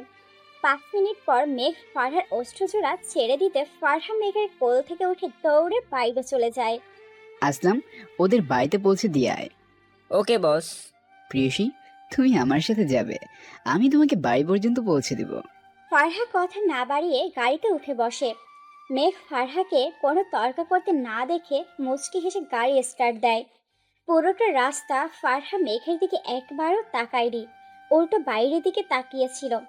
ফারহা একবারও মেঘের দিকে তাকায়নি বলে মেঘের একটু রাগ হলো। হঠাৎ করে গাড়ি ব্রেক করে সাথে সাথে ফারহা একবার সামনে ঝুঁকে পরক্ষণে মেঘের দিকে তাকাতে দেখে মেঘ এক শয়তানে হাসি দিল। মেঘের এই হাসি দেখে ফারহার বুঝতে আর বাকি নেই যে মেঘ ইচ্ছে করে ব্রেক কষে। ফারহার দাঁতে দাঁত চেপে বলে মেঘকে, আমি কি এখানে নেমে যাব মিস্টার চৌধুরী? মেঘ ফারহার চোখে মুখে রাগ দেখতে পেয়ে আর কথা না বাড়িয়ে আবার গাড়ি স্টার্ট দেয়। কিছুক্ষণ পর পৌঁছে গেল মেঘ ফারহা গাড়ির দরজা খুলে বাইরে বের হতে যাবে, তখনই মেঘ ফারহার হাত টেনে ধরে। হোয়াট? মেঘ কিছু না বলে ফারহার কপালে আলতো করে ঠোঁটের স্পর্শ দিয়ে ছেড়ে দিল। ফারহা যেন এক মুহূর্তের জন্য ফ্রিজ হয়ে গেল, কারণ যতবার মেঘ ওকে স্পর্শ করে ততবার যেন ফারহার কাছে মেঘের এই স্পর্শগুলো চেনা মনে হয়। আর তখনই বুকের ভিতর মনে হয় কেউ হাতুড়ি দিয়ে বাড়ি মারে। ফারহার নিজেকে সামনে দ্রুত গাড়ি থেকে নেমে বাড়ির ভিতরে ঢুকে যায়। মেঘ ফারহাকে বাড়ির ভিতরে ঢুকতে দেখে গাড়ি ব্যাক করে। এই লোকটা পেয়েছে কি? যখন তখন আমাকে স্পর্শ করে। আমি কি ওর সরকারি সম্পত্তি যে যখন তখন আমাকে স্পর্শ করবে? এরপর আর করুক, ঠোঁট কেটে দিব ওনার। আর তার যদি না দিই তাহলে আমার নামও ফারহানা। ফারহা এক মনে মেঘকে বকা দিতে দিতে যেতে মিসেস মোহনা ফারহা বলে ডাক দিতে ফারহা থেমে যায়। চারিদিক তাকিয়ে দেখে বাড়িটা খুব সুন্দর করে সাজানো। মোহনা ফারহার কাছে আসতে ফারহা মোহনাকে জিজ্ঞাসা করে, মামনি, বাড়িটা এত সুন্দর করে সাজিয়েছো কেন? কোনো অকেশন তো নেই তাহলে? সারপ্রাইজ মামুনি, এখন বললে তো আর সারপ্রাইজ থাকবে না, তাই যা জানতে চাও তা কালই জানতে পারবে, তার আগে নয়। এখন ফ্রেশ হয়ে আসো, আমি টেবিলে খাবার দিচ্ছি। মামনি, আমি কিছু খাবো না, বাইরে থেকে খেয়ে আসছি। ফারহা আর কথা না বাড়িয়ে নিজের রুমের দিকে চলে যায়। ফারহা রুমে ঢুকে তার পুরো রুমটা দেখে চমকে যায়। ও মাই আল্লাহ, এইটা কি আমার রুম নাকি ভুল করে অন্য কারো রুমে চলে এসে পড়লাম? রুমের প্রত্যেকটা জিনিস চেঞ্জ করা হয়েছে, ইভেন দেওয়ালের প্রিন্টটাও চেঞ্জ করে পুরো রুমটার ভলি পাল্টে ফেললো। ফারহা চোখ বন্ধ করে মামুনি বলে জোরে চিৎকার করে ওঠে। মোহনা ফারহা চিৎকার শুনে দৌড়ে ফারহার রুমে আসে। কি কি কি হয়েছে ফারহা, এভাবে চিৎকার করলে কেন? মামুনি, আমার রুমের এই হাল কেন? কে চেঞ্জ করছে সবকিছু? ফারহা, তোমাকে বলা হয়নি, কাল রাহুল আসছে। রাহুলকে? আর রাহুল আসছে তো, তাই বলে আমার রুমের ভোল পাল্টে ফেললে? ফারহা মামুনি, তোমার মাথা ঠান্ডা করে আমার কথাটা মন দিয়ে শোনো। তোমার ফাহিম মামার একমাত্র ছেলে রাহুল, ও লন্ডনে পড়াশোনা শেষ করে ওখানে বিজনেস করছে। আমরা চাই তোমার সঙ্গে রাহুলের বিয়ে ঠিক করছি। ফারহা মোহনার কথা শুনে স্তব্ধ হয়ে গেল। আসলে মোহনার কথাগুলো সব যেন ফারহার মাথার উপর দিয়ে চলে গেল। হ্যাঁ করে মোহনার দিকে তাকিয়ে আছে। মামুনি, এসব কি বলছো? আমার এখন স্টাডি শেষ হয়নি। তার থেকে বড় কথা, তোমরা আমার মতামত না জানতে চেয়ে নিজের ডিসিশন নিয়ে ফেললে। ফারহা কি বলবে ভেবে পাচ্ছে না। একদিকে কলেজে চিক্কুর প্যারা, অন্যদিকে রাক্ষসটার ভয়ঙ্কর ভালোবাসার অত্যাচার, আর এখন উদয় হলো রাহুল নাম ফাউল। কোন দিকে যাবে এটা ভেবে ফারহার মাথা ঘুরে গেল। ফারহা ধপাস করে বেডের উপরে বসে পড়ে। মোহনা, রাহুলের সাথে আমার কথা হয়েছে, ও কালকে সকালে ফ্লাইট ধরবে। বাহ, এত ভালো কথা। ওর প্রিয় খাবার কি কি বলে দাও, আমি নিজ হাতে ওর জন্য রান্না করব। কিন্তু আমাকে একটা কথা বল, ফারহার 22 বছরে পা দিতে আর কয় মাস বাকি আছে? 7 মাস 10 দিন ভাইয়া। তাহলে আর এই কয়দিন পর ফারহা শেষ। Yes doctor, tell me. Mister Chowdhury, আপনার স্ত্রীর রিপোর্ট আমি খুব ভালো করে দেখেছি। ইভেন্ট বিদেশের ডক্টরদের সাথে এই নিয়ে আলোচনা করেছি। আপনার কথা অনুযায়ী আপনার মিসেসের অ্যাক্সিডেন্টের জন্য ওনার পুরনো স্মৃতি ভুলে গেছে, তবে তা ফিরিয়ে আনা সম্ভব যদি ঠিক সেই একই উপায় ওনার চোখের সামনে এমন অ্যাক্সিডেন্ট ঘটে, বা পুরনো কোনো জায়গায় যেখানে ওনার পুরনো স্মৃতি জড়িয়ে আছে সেখানে নিয়ে ওনার কথাগুলো মনে করানো। ডক্টর, এতে লাইফ রিস্ক নেই তো? মিস্টার চৌধুরী, আমি আপনাকে মিথ্যা সান্ত্বনা দিব না। সত্যিটা হলো মিসেস চৌধুরীর স্মৃতি ফিরে আসার 50% চান্স আছে, তবে আল্লাহর উপর বিশ্বাস রেখে একবার চেষ্টা করে দেখতে পারেন। ডক্টরের মুখে 50% চান্স আছে শুনে মেঘের বুকে মোচড় দিয়ে উঠল। কারণ মেঘ ভালো করে বুঝতে পারছে এই চেষ্টায় হয় তার প্রিয়সীর স্মৃতি ফিরে আসবে, নয়তো চিরদিনের জন্য ওর সাথে জড়িয়ে থাকা ভালোবাসাময় স্মৃতিগুলো হারিয়ে ফেলবে চিরদিনের মতো। Thanks doctor. মেঘ আর কথা বাড়ালো না, কল ডিসকানেক্ট করে কানে হেডফোন লাগিয়ে দিয়ে ল্যাপটপ ওপেন করে ফারহাকে দেখার জন্য। কিন্তু ভিডিও ওপেন হতে মোহনার সাথে ফারহার বিয়ে নিয়ে কথাগুলো স্পষ্ট শোনে মেঘ। মেঘ ওর রাগ সংবরণ করতে না পেরে ল্যাপটপটা তুলে আছাড় মারে। মুহূর্তে ল্যাপটপটা ভেঙে খণ্ড খণ্ড হয়ে যায়। এদিকে ভাঙার শব্দ পেয়ে আসলাম দৌড়ে রুমে এসে দেখে রুমের উপর যেন টর্নেডো সাইক্লোন বয়ে গেছে। পুরো তছনছ হয়ে আছে রুমটা। এরিক এদিক ওদিক তাকিয়ে মেঘকে খুঁজতে লাগলো, কিন্তু কোথাও মেঘকে না দেখতে পেয়ে মেঘের রুমের সাথে অ্যাটাচ মিনি ছাদটাতে মেঘ নিজের রাগ নিয়ন্ত্রণে আনার জন্য পুড়ে নেমে যায়। এরিক মেঘের রুমে কয়েকবার আসলেও মেঘের এই মিনি ছাদে কখনো আসা হয়নি। এরিক হাঁ করে পুরো ছাদটা দেখছে। ছাদটা চারিদিকে মরিচবাতি দিয়ে সাজানো, আবার চার কোণে লাইট সেট করা। ছাদটা দুইটা অংশ ভাগ করা। এক পাশে প্রায় 40 থেকে 50 প্রজাতির ফুলের গাছ, প্রায় অর্ধেক হচ্ছে বাইরের ফুল গাছ। তার সামনে বড় একটা দোলনা সেট করা, তার উল্টো পাশে পাতার ছাউনি দিয়ে বসার আলাদা জায়গা, সেখানে ডেকোরেট করা। আর অন্য পাশে পুল। ছাদটা দেখলে যেন হৃদয় জুড়িয়ে যায়। এতক্ষণ এরিক তার চোখ দুটো দিয়ে পুরো ছাদটা দেখায় এতটাই ব্যস্ত ছিল যে মেঘ তার সামনে দাঁড়িয়ে আছে সেদিকে খেয়ালই নেই এরিকের। আসলাম মেঘকে দেখে ভয় পেয়ে যায়। আসলাম এরিকের শার্টের কলার ধরে বারে মিনি ছাদে নিয়ে যেতে ভিতরে থেকে গ্লাস লাগিয়ে দেয়। হঠাৎ আসলামের এমন কাণ্ডে এরিক হতভম্ব হয়ে যায়, কিন্তু মেঘের ভয়ে কিছু বলতে পারে না। বস, এনিথিং সিরিয়াস? আসলাম, জ্যাককে বলো ফাহাদ চৌধুরী আর আশিকুরকে দেশে নিয়ে আসতে। আমায় কলিজে হাত দিলে যে আমি কাউকে চাই না, তার প্রমাণ এবার মিসেস মোহনাকে দিতে হবে। বস, তাহলে খেলা এবার শুরু করবেন? ইয়া, নাও দ্য গেম ইজ অন। কি কি বলছিস? এখন দেখা করবি মানে? এখন তো মাত্র 3টা বাজে, 6টায় দেখা করি না প্লিজ। না তিন্নি, ইটস আর্জেন্ট। তুই সবাইকে কল করে আসতে বল রেস্টুরেন্টে। ওকে, আমি ওদের বলে দিচ্ছি ঠিক 4টায় সবাই থাকবে, তুই চলে আসিস। হ্যাঁ, আমি চলে আসবো। কল ডিসকানেক্ট করে ফারহা বিছানায় এলোমেলো হয়ে শুয়ে পড়ে। মেঘ এতক্ষণ ফারহার ফোনে বলা কথা শুনতে পায় ভাবছে, মেঘ এমন কি দরকার যে এক্ষুনি সব বন্ধুদের সাথে দেখা করতে চাইছে। বিকাল 4:20। ফারহার সামনে তিন্নি, ইভা, রাব্বি, হাসান, আফিফ বসে আছে, চোখে মুখে একরাশ বিরক্তি নিয়ে।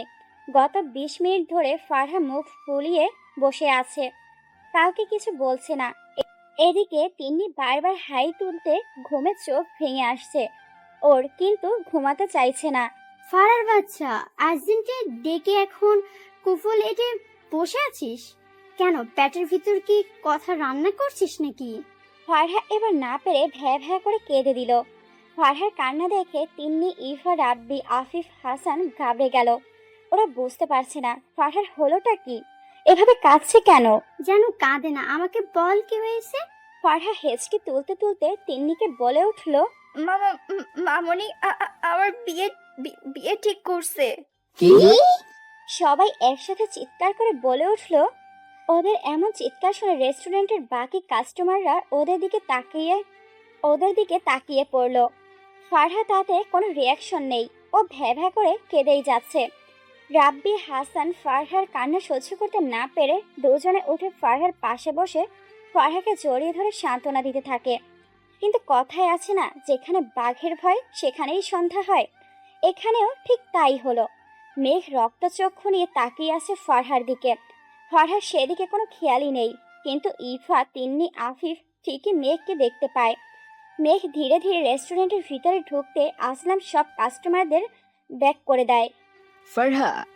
ফারহা মেঘের গলা পেয়ে রাব্বি, হাসানকে ছেড়ে সামনে তাকিয়ে দেখে মেঘ চোখ মুখ লাল করে ওর দিকে তাকিয়ে আছে। দেখে মনে হয় এক্ষুনি ওর রক্তচক্ষু দিয়ে এক্ষুনি ভর্ষ করে দিবে ফারহা। মেঘকে দেখে ভয়ে কান্না করতে ভুলে যায়। এদিকে মেঘ আসলামকে ইশারা করতে আসলাম রাব্বি, হাসানকে গান ধরে বাইরে নিয়ে যায়। ফারহা কিছু বলতে যায়, তখনই মেঘ ফারহাকে থামিয়ে দিয়ে বলে উঠল, আমার কথা না শুনে কাজটা ভালো করলে না প্রিয়সী। You have to pay for this. Farha, জিজুকে আটকা, না হলে জিজু হাসান রাব্বিকে মেরে ফেলবে, বাঁচা ওদেরকে। ফারহা এবার আর কান্না আটকাতে পারল না। তিন্নিকে জড়িয়ে ধরে হু হু করে কেঁদে উঠল। তিন্নি ফারহার চোখের পানি মুছে দিয়ে ফারহার দুই বাহু ধরে ঝাঁকিয়ে ফারহাকে বলে, ফারহা নিজেকে শক্ত কর আর এখনই জিজুর কাছে গিয়ে জিজুকে আটকা, নয়তো অনেক দেরি হয়ে যাবে। ওদেরকে এতক্ষণে হয়তো। ইভা, আমি তোর ভালোবাসা কিচ্ছু হতে দিব না। আমি আমার বন্ধুদের বাঁচাবো। যদি না বাঁচাতে পারিস তাহলে? তাহলে আমি নিজেই নিজেকে শেষ করে দিব। কথাটা বলে ফারহা আর এক মুহূর্ত না দাঁড়িয়ে দৌড়ে রেস্টুরেন্ট থেকে বেরিয়ে পড়ল। রাস্তায় কোনো রিক্সা না পেয়ে ফারহা পাগলের মতো রাস্তা দিয়ে দৌড়াতে দৌড়াতে মেঘের বাড়ি পৌঁছালো। ফারহা বাড়িতে ঢুকতে নিলে গার্ড পথ আটকায়, কিন্তু আসলামের ইশারায় ফারহাকে ভিতরে ঢুকতে দেয়। ফারহা বাড়ির ভিতরে ঢুকে রাব্বি হাসানের আর্তনাদ শুনতে পায়, আর সেই আওয়াজটাকে ফলো করে ফারহা একটা রুমে এসে পৌঁছায়। তাকিয়ে দেখে ফ্লোরে পড়ে আছে হাসান রাব্বির রক্তাক্ত লাশ। বর্তমানে প্রিয়সী, হয় তোমাকে আমি ছেড়ে অন্য কেউ টাচ করবে তা আমি মেনে নিব? তা তুমি ভাবলে কি করে? ওদের ভাগ্য ভালো, ওদের লাশটা এখনো আমার হায়নাদের লাঞ্চ করার ব্যবস্থা করেনি। আমার বেস্ট ফ্রেন্ড ইভার ভালোবাসাকে আজ আপনি নিজের হাতে খুন করলেন মিস্টার চৌধুরী। আমি আপনাকে কখনো ক্ষমা করব না, কখনো না। এর জন্য আপনাকে কঠিন শাস্তি পেতে হবে, আর সেটা আমি আপনাকে দিব। ফারহার শান্ত গলায় এমন কঠিন কথাগুলো মেঘ শুনে মনে হয় হজম করতে পারেনি। সাথে সাথে গাড়ি ব্রেক করে থামিয়ে গাড়ি থেকে নেমে আসলামকে ফোন করে। Yes boss. Aslam, immediately Hasan রাব্বিকে হসপিটালে অ্যাডমিট করো, রাইট নাও। ইয়েস বস, আমি এক্ষুনি ব্যবস্থা করছি। ওরা এখনো বেঁচে আছে। মেঘের এই নির্দেশটা শুনে আসলাম বেশ খুশি হলো। আসলাম নিজেও মেঘের এমন আচরণ মেনে নিতে পারছে না। সামান্য বন্ধু হিসেবে জড়িয়ে ধরায় এত বড় ত্যাগ দিতে হবে, এটা আসলাম ভাবতেও পারেনি। কিন্তু মেঘের আদেশ নির্দেশ অমান্য করার সেই সাহস আসলামের নেই। তাই বাধ্য হয়ে মেঘের এমন অন্যায় আদেশ আসলাম মেনে নেয়। মেঘ কল ডিসকানেক্ট করে গাড়ির দিকে তাকিয়ে দেখে ফারহা নেই। মেঘ আসলামের সাথে কথা বলা এতটাই ব্যস্ত ছিল যে ফারহা যে কখন গাড়ি থেকে নেমে পড়েছে তা বুঝতেই পারেনি মেঘ আশেপাশে ফারহাকে খুঁজতে লাগলো, কিন্তু ফারহাকে কোথাও খুঁজে পেল না মেঘ গাড়ি নিয়ে ফারহাকে খুঁজতে লাগলো। এদিকে ফারহা পাগলের মতো রাস্তার মাঝপথ দিয়ে এলোমেলো পা ফেলে হাঁটতে লাগলো। ফারহার চোখে শুধু ভেসে উঠছে রাব্বি আর হাসানের রক্তমাখা নিথর শরীর।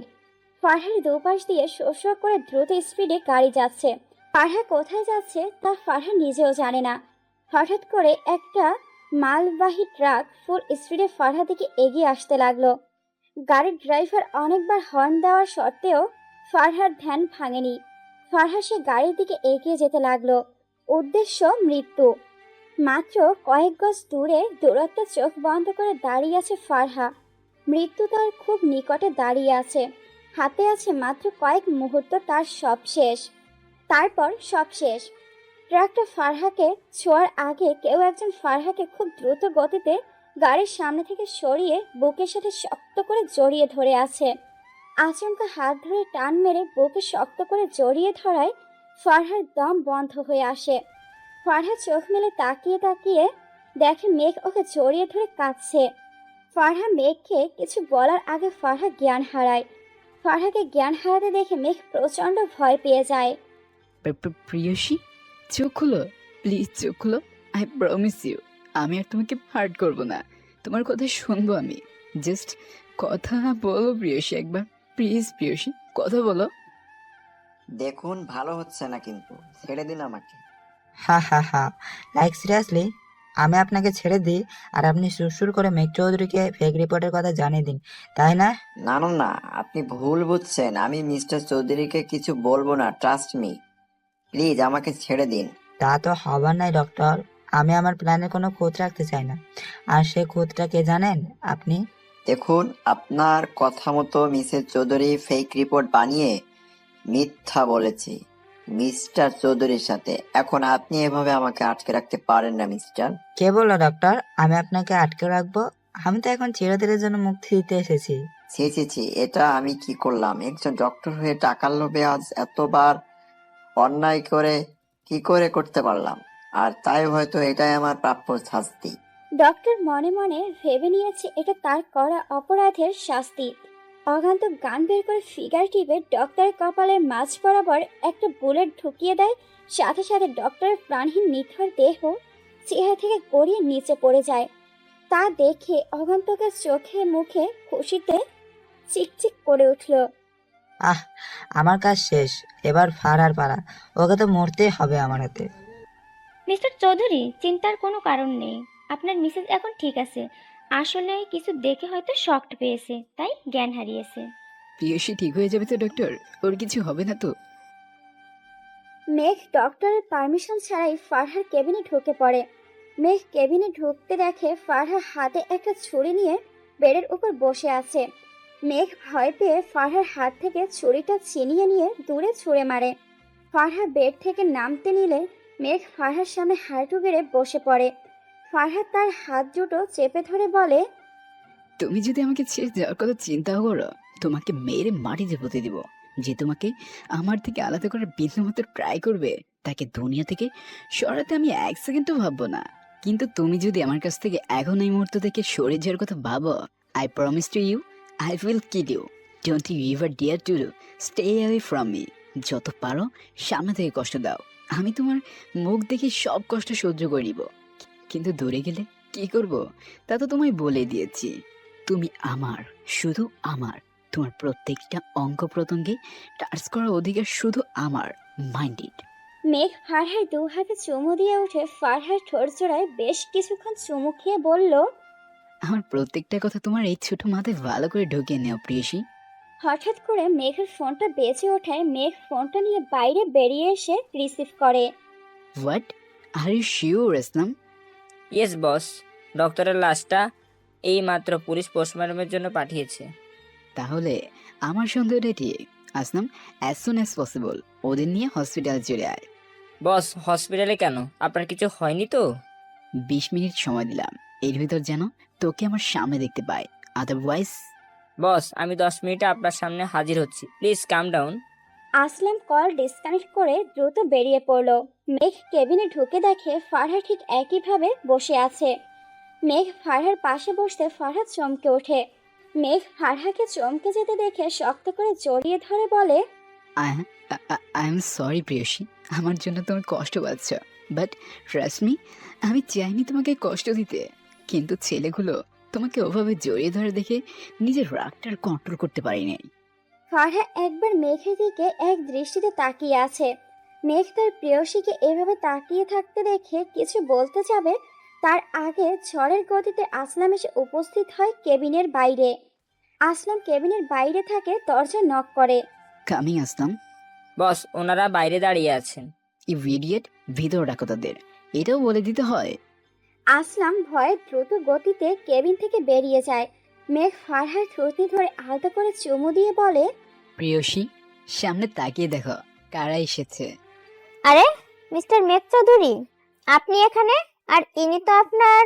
স্টপ ডক্টর, আমি আপনার এই ইউজলেস কথা শোনার জন্য আসিনি। পেশেন্ট কেমন আছে সেটা জানার জন্য এসেছি। ডক্টর, আপনার কাছে কিছু প্রশ্ন করেছে জিজু, আনসার করুন, না হলে। ডক্টর চমকে যায় তিন্নির মতো বাচ্চা মেয়ের মুখে এমন থ্রেট শুনে। ডক্টর আমতা আমতা করে মেঘের উদ্দেশ্যে বলে উঠল, মিস্টার চৌধুরী, পেশেন্ট দুজনের অবস্থা খুব ক্রিটিক্যাল ছিল, কিন্তু গত 1 ঘন্টায় পেশেন্ট দুজনের অবস্থা এখন আউট অফ ডেঞ্জার। কাদের কথা বলছে ডক্টর? আর কারা আউট অফ ডেঞ্জার? এই খুনি রাক্ষসটার কাছে কি জানতে চাইবো? না থাক। আমরা কি দেখতে যেতে পারি ডক্টর? পাগলামি করে না ইভা, ডক্টর কি বললো শুনলি না? ওরা এখন আউট অফ ডেঞ্জার, খুব তাড়াতাড়ি সুস্থ হয়ে যাবে ওরা, তুই ভাবিস না। ফারহা মেঘের কোলে বসে কাঁদতে থাকে। মেঘ পুরোটা সময় ফারহাকে কোলে রাখে, একবারের জন্য কোথাও বসায়নি ফারহাকে। মেঘ ফারহাকে দেখে কাঁদতে দেখে তিন্নি ইভা বলে, শালিকারা, কান্না একটু কম করো, না হলে কিছুক্ষণের মধ্যেই কেবিনটা একটা পুলে পরিণত হবে। তখন কিন্তু তোমাদের নাকানি চুবানি খেতে হবে চোখের পানিতে। ইভান, তিন্নি, ফারহা অবাক হয়ে মেঘের দিকে তাকিয়ে আছে। ওরা বিশ্বাসই করতে পারছে না এই রাগী মানুষটা মজাও করতে পারে, কাউকে হাসাতে পারে। মেঘ ওদের এভাবে তাকিয়ে থাকতে দেখে বুঝতে পারলো ওরা কি বলবেন, তাই কথা ঘোরাতে বলল, এখন আপনাদের কেবিন থেকে বের হতে হবে না, না হলে তোমাদের কান্নার আওয়াজ ওদের ডিস্টার্ব হবে। শালিকা, তোমাদের মনে হয়তো অনেক প্রশ্ন আমাকে নিয়ে, তাই না? শালিকারা, তোমাদের সব প্রশ্নের উত্তর তোমরা পেয়ে যাবে সঠিক সময় হলে, কিন্তু তার আগে তোমাদের হেল্প দরকার আমার। আমাদের হেল্প? খুব অবাক হওয়ার এই বিষয় এটা, আই নো, বাট তোমাদের ফোর্স করতে চাই না। তোমরা নিজে থেকে যদি তোমার বান্ধবীকে হেল্প করো তাহলেই হবে। 1 মিনিট জিজু, আপনার কথা আমি বুঝতে পারছি না। একবার বলছেন আপনাকে হেল্প করতে, আবার বলছেন ফারুকে হেল্প করতে। তিন্নি, প্রিয়সীর সামনে অনেক বড় বিপদ অপেক্ষা করছে। ওকে বাঁচাতে হলে ওর ছায়া হয়ে থাকতে হবে, কিন্তু আমি চাইলেও প্রিয়সীর ছায়া হয়ে থাকতে পারবো না, তাতে ওর বিপদ বাড়বে। তাই আমার হার্মবেল রিকোয়েস্ট যে তোমরা দুজন আমার প্রিয়সীর ছায়া হয়ে থাকবে যতদিন না আমি চাই। তিনি এবার মেঘের কথা মতো কেবিন থেকে বেরিয়ে আসে। মেঘ ফারাকে নিয়ে সোজা হসপিটাল থেকে বেরিয়ে এসে ফারাকে গাড়িতে বসিয়ে দেয় মেঘ। শান্ত হয়ে গাড়িতে বসো, আমি এক্ষুনি আসছি। আর হ্যাঁ, গাড়ি থেকে যদি আগের মতো না বলে নামো তাহলে কি আমি কি করতে পারি তা তুমি ভালো করেই জানো। জিজু, আমরা আপনাকে আর ফারুকে হেল্প করতে রাজি আছি। কি করতে হবে আমাদের সেটা বলুন। এই ব্লুটুথ সবসময় তোমাদের কানে রাখবে, আর যেহেতু এটা খুব ছোট তাই সহজে কারণ নজরে আসবে না। এটার মাধ্যমে তোমাদের সাথে আমার কন্ট্যাক্ট হবে, আন্ডারস্ট্যান্ড? আর হ্যাঁ, তোমাদের কখন কি করতে হবে তা আমি পরে জানিয়ে দিব তোমাদের। ওকে জিজু। অনেক রাত হলো, আসলাম তোমাদের বাড়িতে পৌঁছে দিবে। ওর সাথে গাড়িতে যাও, আমি প্রিয়সীকে নিয়ে যাচ্ছি। সরি ড্যাড, আমি তোমার কথা রাখতে পারবো না। আমি সামিরাকে বিয়ে করতে পারবো না। হোয়াট আর ইউ সেইং আগুন? তুমি ভুলে যাচ্ছ আমি আমার বন্ধুকে কথা দিয়েছি, আর আমি আমার কথা জান দিয়ে হলেও রাখি। আই নো ড্যাড, আর সেই জন্য আমাকে দেওয়া কথা তুমি রাখুন, রাইট? আগুন, আমি তোমার সাথে কোনোভাবে আর্গুমেন্ট করতে চাই না। সার্ভেন্ট তোমার ড্রেস নিয়ে আসছে, তুমি রেডি হয়ে না। আজ তোমার এঙ্গেজমেন্ট হবে সামিরার সাথে। আর একটা কথা, আজ যেন কোনো সিন ক্রিয়েট না হয়, আর যদি কোনো সিন ক্রিয়েট হয় তাহলে আমার মরা মুখ দেখবে। আগুন রুম থেকে বেরিয়ে বাইরে আসতে দেখে স্বামীরা ওর দিকে হাঁ করে তাকিয়ে আছে। এক মুহূর্তের জন্য আগুন স্বামীরাকে দেখে ওর দৃষ্টি আটকে যায়। পরক্ষণে ফারার কথা মাথায় আসতে আগুন তার দৃষ্টি ঘুরিয়ে অন্যদিকে নিল। স্বামীরা আজ আগুনের সাথে ম্যাচ করে চকলেট কালারের একটা গাউন পরে নিল, সাথে হালকা ডায়মন্ডের জুয়েলারি। চুলগুলোর সামনে বেবি হেয়ারগুলো ছেড়ে দিয়ে এক সাইডে চুলগুলো খোপা করা, ঠোঁটে ডার্ক রেড লিপস্টিক, মুখে ভারী মেকআপ। সবাই আগুন আর স্বামীরার দিকে তাকিয়ে আছে। স্বামীরা হুট করে আগুনের হাত ধরে সিঁড়ি দিয়ে নিচে নামতে থাকে। আগুন স্বামীরার কাছে কোনো এক্সপ্রেশন দিল না। মনে হয় আগুন জানে স্বামীরা এমন কিছু করবে। স্বামীরা এটা ভেবে মনে হয় ভীষণ খুশি হয়। আগুন স্বামীরা নিচে নামতে আরিয়ান খান আগুন আর স্বামীরাকে স্টেজে আসতে ইশারা করলো। আগুন বাধ্য ছেলের মতো স্বামীরাকে নিয়ে স্টেজে উঠে যায়। লেডিস অ্যান্ড জেন্টলম্যান, আপনারা জেনে হয়তো চমকে যাবেন, আমার একমাত্র বন্ধু সাইমন খানের একমাত্র মেয়ে সামিরার সাথে আজ আমার একমাত্র ছেলে আগুন খানের এঙ্গেজমেন্ট। আরিয়ান খানের অ্যানাউন্সমেন্ট শুনে সব গেস্টরা করতালি দিতে লাগলো। আরিয়ান খান আর সাইমন খান আগুন আর স্বামীরার কাছে দাঁড়িয়ে রিং এগিয়ে দেয়। স্বামীরা আগুনকে পাওয়ার খুশিতে সাইমনের হাত থেকে দ্রুত রিংটা নিয়ে আগুনের আঙুলে পরিয়ে দেয়। সাথে সাথে সবাই হাত তালিয়ে দেয়। এদিকে আরিয়ান খান স্বামীরাকে পরানো রিংটা দিলে আগুন তার হাতটা স্বামীরাকে পরাতে ইশারা করে। আগুন মুচকি হেসে স্বামীরার হাত ধরে বাড়ির সব লাইট অফ করে। এদিকে আরিয়ান খান স্বামীরাকে পরানো রিংটা নিয়ে আগুনের হাতে দিয়ে স্বামীরাকে পরাতে ইশারা করে। আগুন মুচকি এসে স্বামীরার হাত ধরতে বাড়ির সব লাইট একসাথে অফ হয়ে যায়। দেখ কি হলো, লাইট সব একসাথে অফ হয়ে গেল কেন? সামিরা মামুনি, give me 2 minutes, I will check it. Aryan Khan ফোনের ফ্ল্যাশ জ্বালাবে, ঠিক সেই সময় সব লাইট জ্বলে ওঠে। লাইট জ্বলে উঠতে দেখে স্বামীরা খুশি হয়ে যায়। এটা ভেবে আগুন এখন ওকে রিং পরাবে, কিন্তু স্বামীরা সামনে তাকিয়ে দেখে আগুনের জায়গায় সার্ভেন্ট ওর হাত ধরে দাঁড়িয়ে আছে। স্বামীরা রেগে গিয়ে হাত ছাড়িয়ে সার্ভেন্টের গালে থাপ্পড় মেরে বলে, how dare you to touch me, where is fire? Uncle, আজ যেটা হলো একদম ঠিক হলো না। আমি আগুনকে ছাড়বো না, আজকে অপমান আমি ভুলবো না। আরিয়ান খান বুঝতে পারলেন আগুন সবাইকে বোকা বানিয়ে চলে গেছে। আরিয়ান খানের চোখে মুখে ভয়ের ছাপ স্পষ্ট। সামিরা বা সাইমনকে ভয় পাচ্ছে না, ভয় পাচ্ছে কিংকে। ফারহা বাড়ির ঠিক একটু দূরে গাড়ি থামায় মেঘ। ফারহা পুরো রাস্তা জুড়ে আর চোখে মেঘকে দেখে গেছে। একবারও মেঘের চোখে চোখ পড়লে ফারহা অন্যদিকে দৃষ্টি ঘুরিয়ে ফেলে। মেঘ ফারহার এই আর চোখে থাকানোটা বেশ আনন্দ পায়, কিন্তু ফারহার সাথে গাড়িতে একটাও কথা বলেনি মেঘ। ফিরে যাবে আমার সাথে? মামা মানে কোথায়? না, 5 মিনিট আগে তোমার বাড়ির সামনে গাড়িতে বসে আছি, সেদিকে কি খেয়াল আছে প্রিয়সীর? ফারা আশেপাশে তাকিয়ে দেখে সত্যি ওর বাড়ির সামনে। ফারা বেশ লজ্জা পেয়ে যায়। আজ প্রথমবার ফারহা মেঘের সামনে লজ্জা পাচ্ছে, কেন তা ফারহা নিজেও জানে না। মেঘের দিকে না তাকিয়ে দরজা খুলতে যাবে তখনই খেয়াল করে গাড়ির ভিতরটা লক। ফারহা মেঘের দিকে অসহায় দৃষ্টিতে তাকিয়ে মেঘ ডোন্ট কেয়ার ভাব নিয়ে শীষ বাড়াতে লাগলো। ফারহা মেঘের এই ডোন্ট কেয়ার ভাব দেখে মনে মনে বেশ রাগ হলো। সারা রাক্ষস দেখো, গাড়ি লক করে কি সুন্দর করে শীষ বাজিয়ে যাচ্ছে। আমি যে পাশে বসে আছি তার রাক্ষসটার কোনো খেয়াল আছে? হ্যাঁ। মেঘ আর চোখে তাকিয়ে দেখে ফারহার চোখ মুখ কুচকিয়ে তাকিয়ে আছে ওর দিকে। মেঘ ফারহার এই বিরক্ত ফুটে ওঠা মুখটা আদর করার ইচ্ছা দমিয়ে রাখতে না পেরে ফারহার গাল দুটো ধরে ফারহার ঠোঁট জোড়া নিজের ঠোঁটের আয়ত্তে নিয়ে ফারহার ঠোঁটের স্বাদ নিতে লাগলো। এদিকে মেঘের এমন আক্রমণের জন্য ফারহা মোটেও প্রস্তুত ছিল না। মেঘের এমন কাণ্ডে ফারহার চোখ দুটো ছানা বড়া হয়ে যায়। পরক্ষণে ফারহা চোখ দুটো বুজিয়ে আসে। 10 মিনিট পর মেঘ ফারহার ঠোঁট জোড়া ছেড়ে দিয়ে কপালে আলতো করে চুমু দিয়ে জড়িয়ে ধরে। আজ ফারহার কেন জানি ইচ্ছে করছে না মেঘকে সরিয়ে দিতে। ওর এই স্পর্শ যেন শরীরের রন্ধে রন্ধে বিদ্যুতের গতিতে ছড়িয়ে পড়ছে। মেঘ ফারহার অবস্থা বুঝতে পেরে ফারহারকে ছেড়ে দিয়ে গাড়ির লক খুলে দিল। ফারহার 1 সেকেন্ডও না বসে দ্রুত গাড়ি থেকে নেমে দৌড়ে বাড়ি ঢুকে গেল। মুচকি এসে গাড়ি ঘুরিয়ে বেরিয়ে যায়। ফারহার রুমে এসে দরজায় বন্ধ করে ধুপ করে বিছানায় শুয়ে পড়ে। চোখ বন্ধ করে আজ সারাদিনের কথা ভাবতে থাকে ফারহা। আচ্ছা, রাক্ষসটা যখন আমাকে অ্যাক্সিডেন্ট থেকে বাঁচিয়েছিল তখন মেবি রাক্ষসটা কাঁদছিল, কিন্তু কেন? আর আজ এত লজ্জা পাচ্ছিলাম কেন? এই বজ্জাত রাক্ষসটাকে দেখে তো আর কখনো তো। কিসের কথা ভাবতেই হাত দিয়ে মুখ ঢেকে ফেলল ফারহা। আজ কেন যেন এই বজ্জাত রাক্ষসটাকে ফারহার খুব ভালো লাগছে। আজ ওর ছোঁয়াটা খারাপ লাগেনি, কিন্তু কেন ভাবতে থাকে ফারহা। ফারহা চেঞ্জ করে অ্যাশ কালার প্লাজোর সাথে কালো গেঞ্জি পরে বের হয় ওয়াশরুম থেকে। জানালা দিয়ে দেখতে পায় বাইরে তুমুল বৃষ্টি। ফারহা ছুটে গিয়ে ব্যালকনিতে দাঁড়িয়ে হাত বাড়িয়ে হাত তালু বৃষ্টির পানি বন্দি করতে লাগলো। চোখ মুখে খুশির ঝিলিক। মেঘের সামনে হাতটা বাঁধা অবস্থায় বসে আছে এরিন।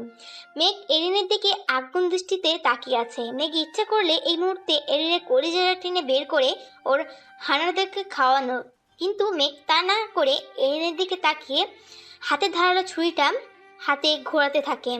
তা দেখে এরিন মেঘের দিকে ঘৃণা ভরা দৃষ্টিতে তাকাতে বলতে লাগলো, কিং, আজ হয়তো আমার শেষ দিন, কিন্তু তোকে একটা কথা দিচ্ছি, আমি শেষ হয়ে যাওয়ার পর তোর ফ্রেশও শেষ হয়ে যাবে।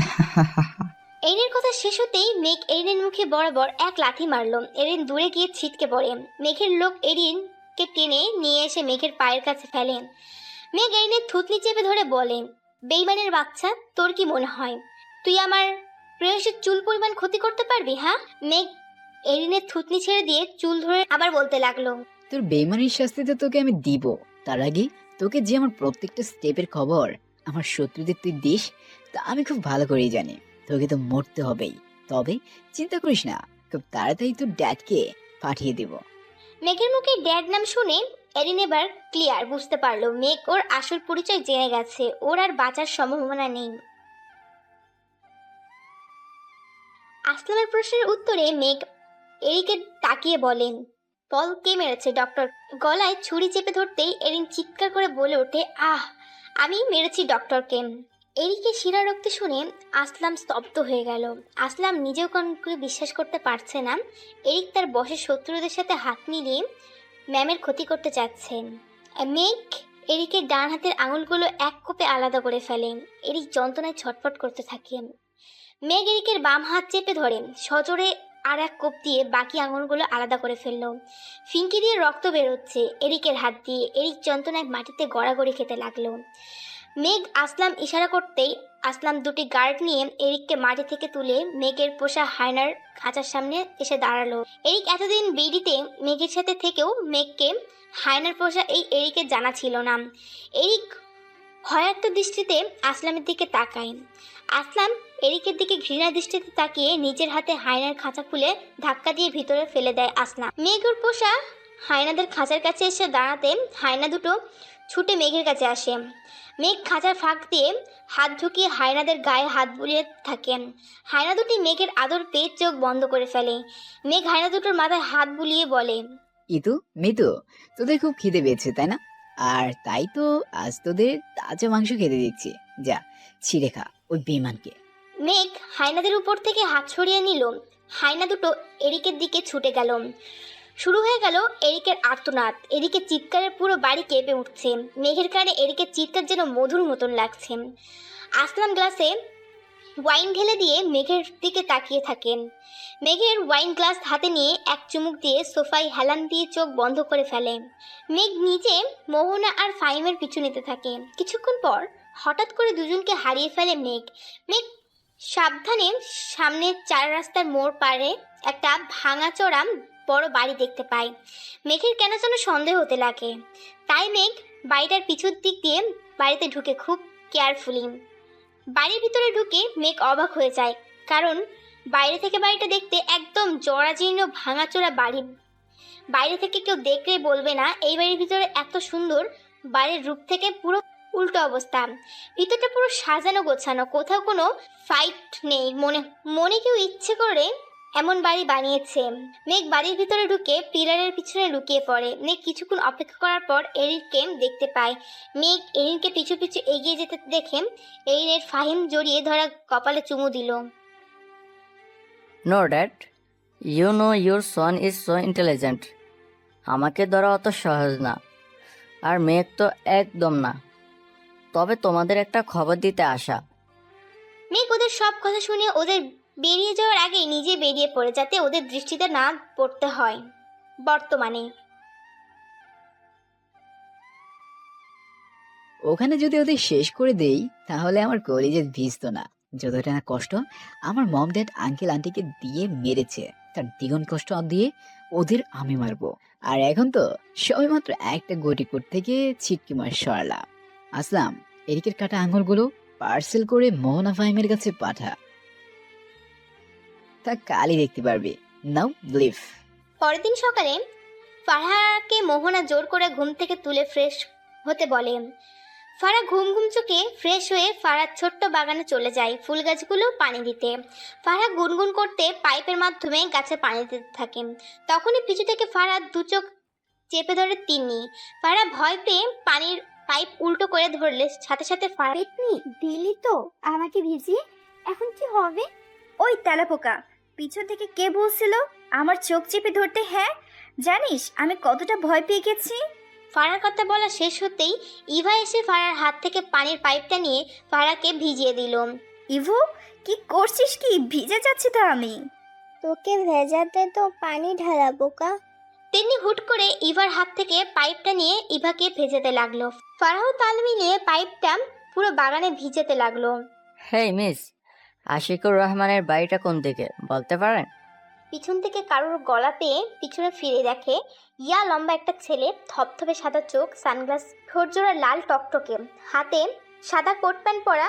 কড়া রোদে ছেলেটার গাল দুটো লাল হয়ে আছে, দেখেই বোঝা যাচ্ছে এ কোনো ইংরেজের বাচ্চু, ভুল করে এই দেশে ঢুকে পড়েছে। এই ইংরেজ ছেলেটিকে দেখে ফারহার বেশ রাগ হলো, কারণ ছেলেটি কিছুটা দেখতে মেঘের মতো। ফারহা ছেলেটাকে দেখতেই এতটা ব্যস্ত হয় যে হাতের পাইপের পানি ছেলেটার ভিজিয়ে আমচুর করে ফেললো। ইভা তিনি ধাক্কাতে ফারহার হাত থেকে পানির পাইপটা পড়ে যায়। সামনে ভালো করে তাকিয়ে দেখে ছেলেটা পুরো ভিজে গেছে। মানে সরি, আমি দেখতে পাইনি। আপনি তো পুরো ভিজে গেলেন। No no, it's okay. ব্রিটিতে মেবি ফরেনার গেস্টদের এভাবেই ওয়েলকাম করা হয়। Yeah, you are absolutely right. এভাবে আমাদের বাংলাদেশে বিদেশিদের এভাবে ওয়েলকাম করা হয়? কি বলিস ফারু বেবি? একদম না। নাও tell me who are you, আর এখানে কি করছেন?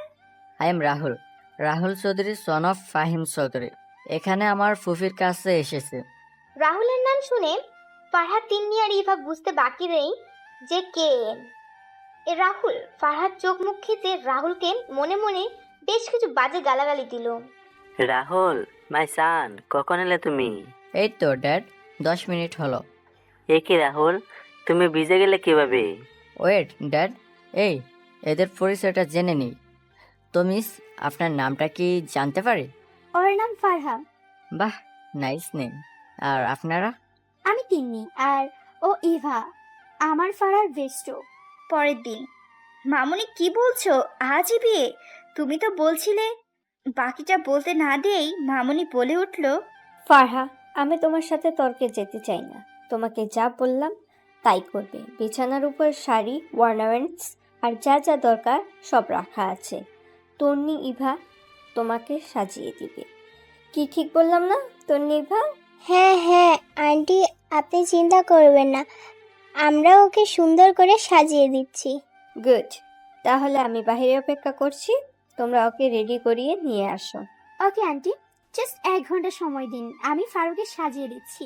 মোহনা তার রুম থেকে বেরিয়ে গিয়ে বাইরে থেকে দরজা আটকে দেয় যাতে ফারহা পালাতে না পারে। এদিকে ফারহা বিয়ে করবে না বলে কাঁদতে লাগলো। তখনই ফারহার ফোনটা বেজে উঠলো। ফারহা আননোন নাম্বার থেকে রিসিভ না করে সাইলেন্ট করে রেখে দিল। সাথে সাথেই ইভার ফোন বেজে উঠলো। ইভার ফোনের মেঘের নাম্বার থেকে রিসিভ করলো, লাউড স্পিকার দিল। প্রিয়সী, মেঘের গলা পেয়ে ফারহা এদিক ওদিকে তাকিয়ে মেঘকে খুঁজতে লাগলো, যেন ওই আজ ওর শেষ ভরসা। ফারহা ইভার হাতে ফোনটা দেখে বুঝতে পারলো রাক্ষসটা ফোন থেকে কথা বলছে। ফারহা কাঁপা কাঁপা হাতে ফোন নিল। প্রিয়সী, তোমার মামুনি যা বললো তুমি তাই করবে। শালিকাদের হাতে ঝটপট সেজে ফেলো, তারপর আমাকে ভিডিও কল দিবে, ওকে? মজা করে বলল মেঘ, কিন্তু ফারহা মেঘের কথা শুনে মুহূর্তে মাথা গরম হয়ে গেল। শালা বলে কি, বউ সেজে ওকে ভিডিও কল দিতে? নিজের ভালোবাসা যে একটু পর অন্য কারোর হয়ে যাবে সেদিকে রাক্ষসটার খবর আছে। এই আমি এসব কি ভাবছি? আমি তো মেঘ নামের রাক্ষসটাকে ভালোবাসি না, তাহলে আমার এত খারাপ কেন লাগছে? কারণ তুমি আমাকে ভালোবাসো প্রিয়সী। আমি ভালোবাসি আপনাকে? এমা, আমার মনের কথা বুঝতে পারলো কি করে রাক্ষসটা? তার মানে আমি কি সত্যি সত্যি রাক্ষসটাকে ভালোবাসি? হ্যাঁ, ভালোবাসি। লিসেন প্রিয়সী, তোমার হাতে 30 মিনিট সময় আছে। এর মধ্যে রেডি হয়ে আমার কাছে চলে এসো, আর নয়তো এই রাহুলকে বিয়ে করো। মামনি তো বাইরে থেকে দরজা লক করে চলে গেছে, তাহলে কি করে বের হব আমি? ফারহার মুখে হ্যাঁ সূচক কথা শুনে মুহূর্তে মেঘের মনে একটা অদ্ভুত প্রশান্তি ছুঁয়ে যায়। জান, তুমি রেডি হয়ে ব্যালকনিতে দাঁড়িয়ে দেখতে পাবে আফিফ সিঁড়ি ধরে দাঁড়িয়ে আছে। ফারহা খুশির উত্তেজনায় কলটা কেটে দিয়ে দ্রুত রেডি হয়ে নেয়। তিন্নি ইভার হেল্প ছাড়াই। ইভা তিন্নি হাঁ করে শুধু ফারহাকে দেখছে। ফারহা খুশির উত্তেজনায় কলটা কেটে দিয়ে দ্রুত রেডি হয়ে নেয়। তিন্নি ইভার হেল্প ছাড়াই। ইভা তিন্নি হাঁ করে শুধু ফারহাকে দেখে বোঝার চেষ্টা করছে এটা আসলে ওই সেই ফারহা যে কিনা মেঘের নাম রাক্ষসটার সাথে কথা বলতে হাত পা কাঁপে, আর সে কিনা তার কাছে যাবে বলে খুশিতে নিচে বউ সাজতে লাগলো। ফারহা 20 মিনিটে রেডি হয়ে গেল। এখন সিঁড়ি দিয়ে নামার পালা। ফারহা ধীরে ধীরে আল্লাহর নাম নিয়ে এক পা করে সিঁড়ি দিয়ে নিচে নামতে আসেন। ফারু, গেটের বাইরে কালো গাড়িটা দাঁড়িয়ে আছে, দেখতে পাচ্ছিস? ওটা দ্রুত বসে পড়, তোর জিজু পাঠিয়েছে। তোরা যাবি না? আমরা আসছি একটু পর, তুই যা, দেরি করিস না, নয়তো তোর হিটেলার মামুনি তোকে ধরে নিয়ে ওই ফাউলটার সাথে বিয়ে দিয়ে দেবে। আসছি তাহলে। ফারহা বিয়ের বেনারসি শাড়ি দুহাত ধরে এক দৌড়ে কালো গাড়ির কাছে চলে আসলো। একজন ড্রাইভারকে দেখতে পেয়ে ফারহা দ্রুত গাড়িতে উঠে বসে। ফারহা গাড়িতে বসতেই গাড়ির ফুল স্পিডে চলতে লাগলো। হ্যালো জিজু, ফারুক আপনার কাছে পাঠিয়েছি। হোয়াট ডিড ইউ সে আসিফ? আসলাম এখনো পৌঁছেনি ওখানে? তাহলে কার গাড়িতে প্রিয়সীকে পাঠালে? আচ্ছা, কে নিয়ে গেল ফারহাকে? ফারহার সাথে কার বিয়ে হবে? রাহুলকে ছেড়ে দিবে ফারহাকে? তোমাদের সাহস কি করে হয় ফারহাকে পালাতে সাহায্য করার? দেখুন আন্টি, ফারহা কোনো ফিডার খাওয়া বাচ্চা না যে আমাদের কথা মতো পালাবে। ওর বিয়েতে মত ছিল না, তাই পালিয়েছে। এখানে আমরা কি করতে পারি? আর সব থেকে বড় কথা, আপনি ওকে পালানোর সে সুযোগ করে দিয়েছেন, তাহলে আমাদের বকছেন কেন? Why? What do you mean by আমি ফারহাকে পালানোর সুযোগ করে দিয়েছি? লিসেন আন্টি, আপনার সাথে আমি কোনো তর্কে যেতে চাচ্ছিলাম না, কিন্তু আপনি বাধ্য করলেন। ফারাকে আমরা পালাতে বারণ করছিলাম, কিন্তু ও আমাদের কথা শোনেনি। আমরা আপনাকে জানানোর জন্য দরজায় বারবার নক করেছি, আপনি কি ছিলেন? আর না, আপনি দরজা খুলে রেখেছেন, তাহলে আপনাকে জানাতাম কি করে? তিন্নির কথা শুনে মোহনা বেশ দমে গেলেন, কারণ এখানে এদের কোনো দোষ নেই। কিন্তু ফারহার উপর ভীষণ রাগ হচ্ছে মোহনার। প্ল্যান সাকসেস হওয়ার আগে ফারহা ওর প্ল্যানে পানি ঢেলে দিল। এদিকে মোহনা তিন্নি ইভাকে রুমে আটকে রেখে বাইরে এলেন। মোহনা ফাহিমকে জানায় আদিলকে কোথাও খুঁজে পাওয়া যাচ্ছে না সকাল থেকে। ফাহিম মোহনাকে কিছুক্ষণ বকাঝকা করে রাহুলের রুমের দিকে গেল। Rahul, yes dad, I am ready, চলো। রাহুল, আজ বিয়েটা হচ্ছে না। হোয়াট? তুমি না কিছুক্ষণ আগে বললে আজই ওই মেয়েটাকে আমাকে বিয়ে করতে হবে, তাহলে এমন কি হলো যে বিয়েটা আর হবে না? কারণ ফারিহা পালিয়েছে। What did you say that? হ্যাঁ, আমি যা বলছি ঠিক বলেছি। তুই রেস্ট কর, আমি ফারিহাকে খুঁজে বের করার চেষ্টা করছি। ফাহিম রাহুলকে কিছু বলতে না দিয়ে দ্রুত রুম ত্যাগ করলো। মোহনা, আর এক মুহূর্তের জন্য এখানে থাকা রিস্ক হয়ে যাবে। আমাদের এক্ষুনি বাড়ি থেকে বেরিয়ে যাওয়া উচিত। মেঘ যে কোনো সময় চলে আসতে পারে। না ভাই, আমি এখান থেকে কোথাও যাব না। যেতে হলে তুই চলে যা। মোহনা, আমি যা বলছি ভালোর জন্যই বলছি। তুই প্লিজ চল আমার সাথে। এখানে থাকলে মেঘ তোকে জানে শেষ করে দিবে। ভাই, তুই ভুলে যাচ্ছিস, সকাল থেকে আদিকে কোথাও খুঁজে পাওয়া যাচ্ছে না। ওকে ছাড়া আমি কোথাও যাব না। মোহনার কথা শুনে ফাহিম কিছুটা দমে গেল। ঠিক আছে, তুই যেতে চাস না তাহলে আমিও যাব না, তোর সাথেই থাকবো। তোর যা ইচ্ছে। লোকেশনটা কোথায়? মেঘের চোখে মুখে হিংস্রতা যেন 10 গুণ বেড়ে গেল। মেঘ দুটো গান কোমরে গুছে নিল। আসলাম, তুই কিছু লোক নিয়ে ওই বাড়িতে যা। ওখানে ইভা তিন্নিকে রুমে আটকে রেখেছে। মোহনা ফাহিম ওদের উদ্ধার করে নিয়ে আয়। আর একটা কথা, ফাহিম মোহনাকে আমার হায়নাদের কাছে দেখতে চায়, সে ব্যবস্থা কর। মেঘের লোকেরা 3টি দলে ভাগ হয়ে গেল। প্রথম দল মেঘের সাথে, আর দ্বিতীয় দল আসলামের সাথে, আর তৃতীয় দলকে মেঘ বাড়িতে থাকতে বলল। ফারহা চোখ পিটপিট করে তাকাতে চোখে আলো পড়তে চোখ দুটো আবার বন্ধ করে ফেলে। উঠে বসে ফারহা চোখ মেলে চারদিকে দেখতে থাকে।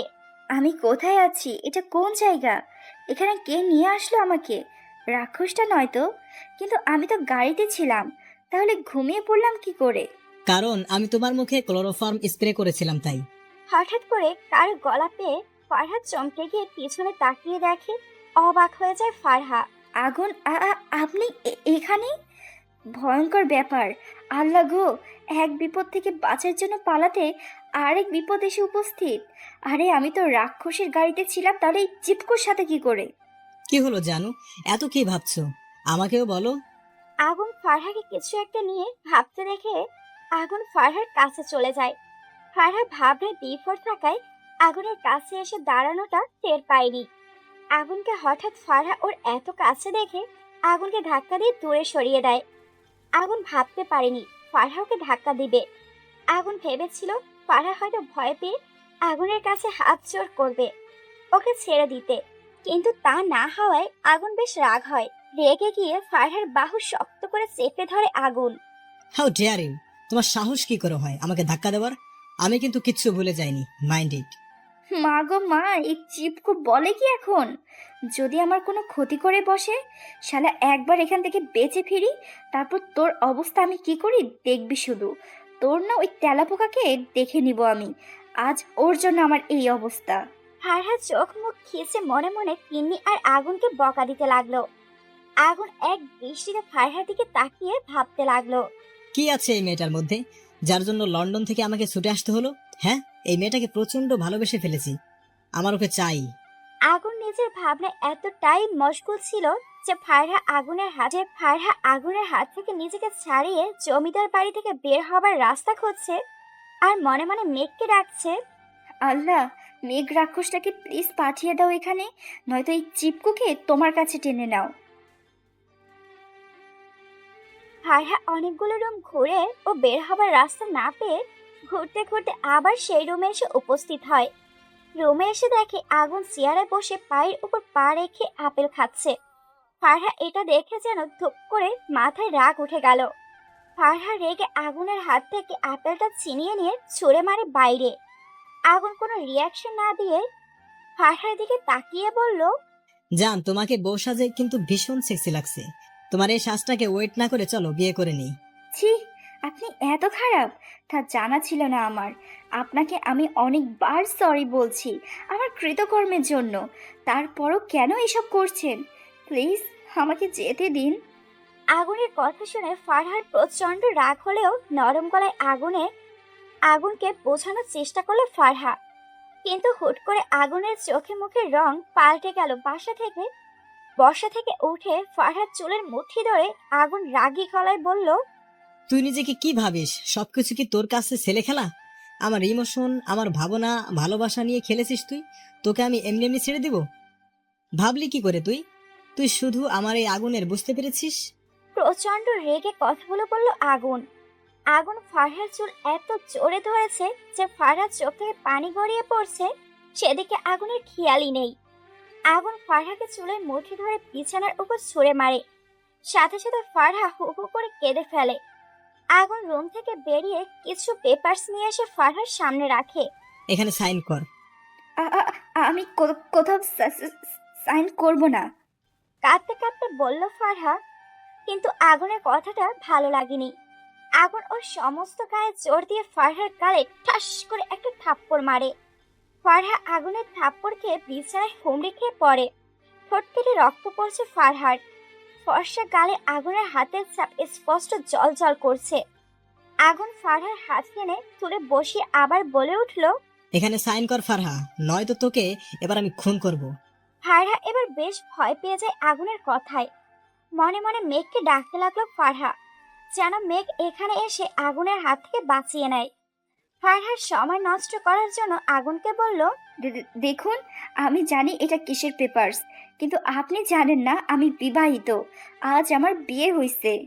আগুন ফারহার কথা শুনে হেসে ফেলে। তারপর ব্রু কুঁচকে ফারহার দিকে তাকিয়ে বলে, ওহ রিয়েলি? তাহলে বিয়ে করে পালাচ্ছিলে কেন? আমাকে কি বোকা পেয়েছিস? তুই যা বলবি আমি তাই বিশ্বাস করব? এই রে, এখন কি বলি আইডিয়া। দেখুন, আমি মিথ্যা বলছি না, আমার সত্যি বিয়ে হয়েছে। আমি আমার বরের সাথে রাগ করে পালিয়েছিলাম, কারণ ও আমাকে নিয়ে দেশের বাইরে চলে যেতে চাইছিল, আর আমি যেতে চাই না তাই। লিসেন ফারহা, তোর যদি 100টা বিয়েও হয় তাহলেও আমি তোকে বিয়ে করব। তাই বলছি ঝটপট এখানে সাইন করে দে, নয়তো আজ এই মুহূর্তে বিয়ে ছাড়াই বাসর হবে। ফারহা আগুনের কথা শুনে ভয়ে কেঁপে ওঠে। সত্যি যদি আগুন এমন কিছু করে, তাহলে তো আমার মরা ছাড়া আর কোনো রাস্তা থাকবে না। ফারহার চোখ থেকে টুপ করে পানি পড়তে থাকে। ফারহা মনে মনে মেঘকে খুঁজে যাচ্ছে। মেঘ, আপনি কোথায়? প্লিজ আমাকে বাঁচান এই খারাপ মানুষটার হাত থেকে, নয়তো আজ আমি সত্যি সত্যি নিজের জান দিয়ে দিব। ফারহার চোখ বন্ধ করে কথাগুলো বলল। আগুন স্পষ্ট ফারহার কথা শুনতে পেল। আগুনের ভীষণ রাগ হয়। আগুন উঠে দাঁড়িয়ে শার্টের বোতাম একটা একটা করে খুলতে থাকে। ফারহা চোখ মেলে দেখে আগুন ওর শার্টের বোতাম খুলছে। এটা দেখে ফারহা প্রচন্ড ভয় পেয়ে যায়। ফারহা আগুনকে ধাক্কা দিয়ে ফেলে দিয়ে দৌড়ে পালিয়ে যেতে নিলে, কারো বুকের সাথে ধাক্কা লেগে পড়ে যেতে নিলে সে ফারহাকে বুকের সাথে শক্ত করে চেপে ধরে। আগুন নিচ থেকে উঠে দাঁড়িয়ে পিছনে করে ফারহাকে ধরতে যাবে, তখনই পিছনে কেউ পিছন থেকে আগুনের মাথায় ভারী কিছু দিয়ে আঘাত করে। সাথে সাথে আগুন জ্ঞান হারিয়ে মাটিতে লুটিয়ে পড়ে। আগুন অজ্ঞান হয়ে উল্টো করে ঝুলে আছে পুলের উপর। আগুন অজ্ঞান অবস্থায় উল্টো করে ঝুলে আছে পুলের উপর। পুলে রাক্ষসের মতো দুটো কুমির হা করে আছে আগুনের দিকে। আগুন কিছুটা উপরে ঝুলে থাকায় কুমির দুটো আগুনের নাগাল পাচ্ছে না বলে হা করে আগুনের পড়ে যাওয়ার অপেক্ষা করছে। কিছুক্ষণ পর আসলাম জগে পানি নিয়ে দূর থেকে আগুনের মুখে ছুঁড়ে মারে। মুখে পানি পড়ায় আগুনের জ্ঞান ফিরে আসে। চোখ মেলে তাকাতে আগুন ভয়ে আটকে উঠল। আসলামের কোনো কথা আগুনের বোধগম্য হলো না। ফ্যাল করে তাকিয়ে রইল আসলামের দিকে। এদিকে মাথার ঠিক পিছনে চিনচিন ব্যথা অনুভব করলো। হাত দিয়ে মাথার পিছনে হাত দিতে তরল জাতীয় কিছু হাতে বিঁধল। আগুন চারপাশে তাকিয়ে আছে। পাশে চেনার ব্যর্থ চেষ্টা করে চোখ বন্ধ করে মনে করার চেষ্টা করছে কি হয়েছিল তখন। ফ্ল্যাশব্যাক। মেঘ, আপনি কোথায়? প্লিজ আমাকে বাঁচান। ফারহা পড়ে যাওয়ার ভয়ে মেঘের বুকে মাথা রেখে ফারহা আগুনের হাত থেকে বাঁচার জন্য মেঘকে ডাকতে থাকে। মেঘ ফারহাকে বুকের সাথে শক্ত করে জড়িয়ে ধরে বলে, প্রিয়সী, don't be scared, I am there. Farha মেঘের গলা পেয়ে ভয়ে ভয়ে মেঘের বুক থেকে মুখ তুলে তাকিয়ে দেখে সত্যি মেঘ, আর মেঘের বুকেও জড়িয়ে আছে। ফারহা মেঘকে দেখে ভয়ে ভুলে মেঘকে নিচ থেকে জড়িয়ে ধরে বলে, আপনি খুব বাজে রাক্ষস। আজ আপনার জন্য আমি বিপদে পড়ছি। ওই চিপকুটা আমাকে জোর করে এখানে নিয়ে আসছে আমাকে বিয়ে করতে, আর এখন তো। বাকিটা বলতে পারলো না। তার আগে মেঘ বলে উঠল। হুস, কোনো কথা না। মেঘ ফারহার মুখ তুলে দেখে ঠোঁট কেটে রক্ত পড়ছে, গালে 5 আঙুলের দাগ। ফারহার গায়ের রং ফর্সা হয়ে দাগগুলো জল জল করছে। মেঘ ফারহার ঠোঁটের রক্ত মুছে দিয়ে গালে আলতো করে চুমু খেয়ে ফারহাকে কোলে তুলে নেয়। অন্যদিকে মেঘের লোক আগুনকে বেহুশ অবস্থায় টানতে টানতে নিয়ে আসে। মেঘ ফারহাকে নিয়ে গাড়িতে একাই ড্রাইভ করে নিয়ে আসে পুরোটা সময়। ইস কি লজ্জা! রাক্ষসটাকে যতটা না খারাপ ভেবেছিলাম অতটাও খারাপ না। আমাকে কি সত্যি খুব ভালোবাসে এই রাক্ষসটা? নিশ্চয়ই ভালোবাসে, নয়তো এরকম হিরোপান্তি কেন দেখাবে? দেখতে তো মাশাআল্লাহ পুরাই চকলেট বয়। ইস, ইচ্ছে করছে এখনই কামড়ে খেয়ে ফেলি। ইয়াম্মি, নিশ্চয়ই খুব ইয়াম্মি হবে। আমাকে কি এক্ষুনি খেয়ে ফেলবে প্রিয়স? মানে আপনি কিসব বলছেন? এসব ছি ছি ছি! ও মাই গড, এই রাক্ষসটা আমার মনের কথা কিভাবে শুনলো? কি করে? আমি কি খুব জোরে জোরে বলে ফেললাম নাকি? আল্লাহ! এখন ছি ছি ছি বলছো কেন? এতক্ষণ তো আমাকে কামড়ে খাবার কথাই তো তুমি বলছিলা। এখন বলো, আমার কোলে বসে খাবে নাকি বাড়িতে বয়ে যেয়ে খাবে? Choice is sure. আর একটা কথা, তোমার মনের কথা বুঝতে হলে তোমাকে মুখ ফুটে বলতে হবে না, তোমার চোখের ভাষায় আমার জন্য যথেষ্ট। মেঘের কথা শুনে ফারহা লজ্জা পেয়ে মেঘের বুকে মুখ লুকায়। মেঘ যেন এই দিনটার অপেক্ষায় ছিল, কবে তার প্রেয়সী নিজের স্বইচ্ছে তার কাছে ধরা দিবে, ওর শূন্য বুকটা ভরিয়ে দিবে তার ভালোবাসায়। মেঘ মুখের এক কোণে প্রশান্তির হাসি নিয়ে গাড়ি ব্রেক করে। মেঘ সাবধানে তার প্রেয়সীকে গাড়ি থেকে নিয়ে বার হয়। মেঘ গাড়ি থেকে ফারহাকে নিয়ে বের হতে পেছনে আসলামের গাড়ি এসে থামে। আসলামের গাড়ি থেকে তিনি, ইভা, আফিফ নেমে মেঘের ফারহার কাছে দৌড়ে আসে। জিজু, ফারু ঠিক আছে? ওর কিছু হয়নি তো? তিনি উত্তেজিত হয়ে জানতে চাইলে মেঘের কাছে। ফারহা মেঘের কোল থেকে নামতে চাইলে মেঘ ফারহার দিকে চোখ গরম করে তাকাতে ফারহা মোড়ামুড়ি বন্ধ করে তিন্নির উদ্দেশ্যে বলল, ওই তেলাপোকা, আমাকে কি তোর চোখে পড়ে না? দেখছিস না আমার কিছু হয়নি, তবু কেন এই রাক্ষসটার কাছে জানতে চাইছিস? ও আমার হাজব্যান্ড নাকি? চোখ মুখ খিচে তিন্নিকে বলল ফারহা। ফারহার কথা শুনে আফিফ, তিন্নি, ইভা মুখ মুখ টিপে হাসতে লাগলো। ফারহা ওদের মুখে হাসি দেখে প্রথমে রাগ হলেও পরে বুঝতে পারে ও কি বলে ফেললো। ফারহা ভয়ে ভয়ে মেঘের মুখের দিকে তাকিয়ে দেখে মেঘ চোখ মুখ লাল করে তাকিয়ে আছে ওর দিকে। মানে আপনি রাগ করবেন না প্লিজ, আমি আপনাকে রাক্ষস বলিনি। তো কাকে বলেছো? আর কে তোমার হাজবেন্ড না? আমি তো মজা করছিলাম।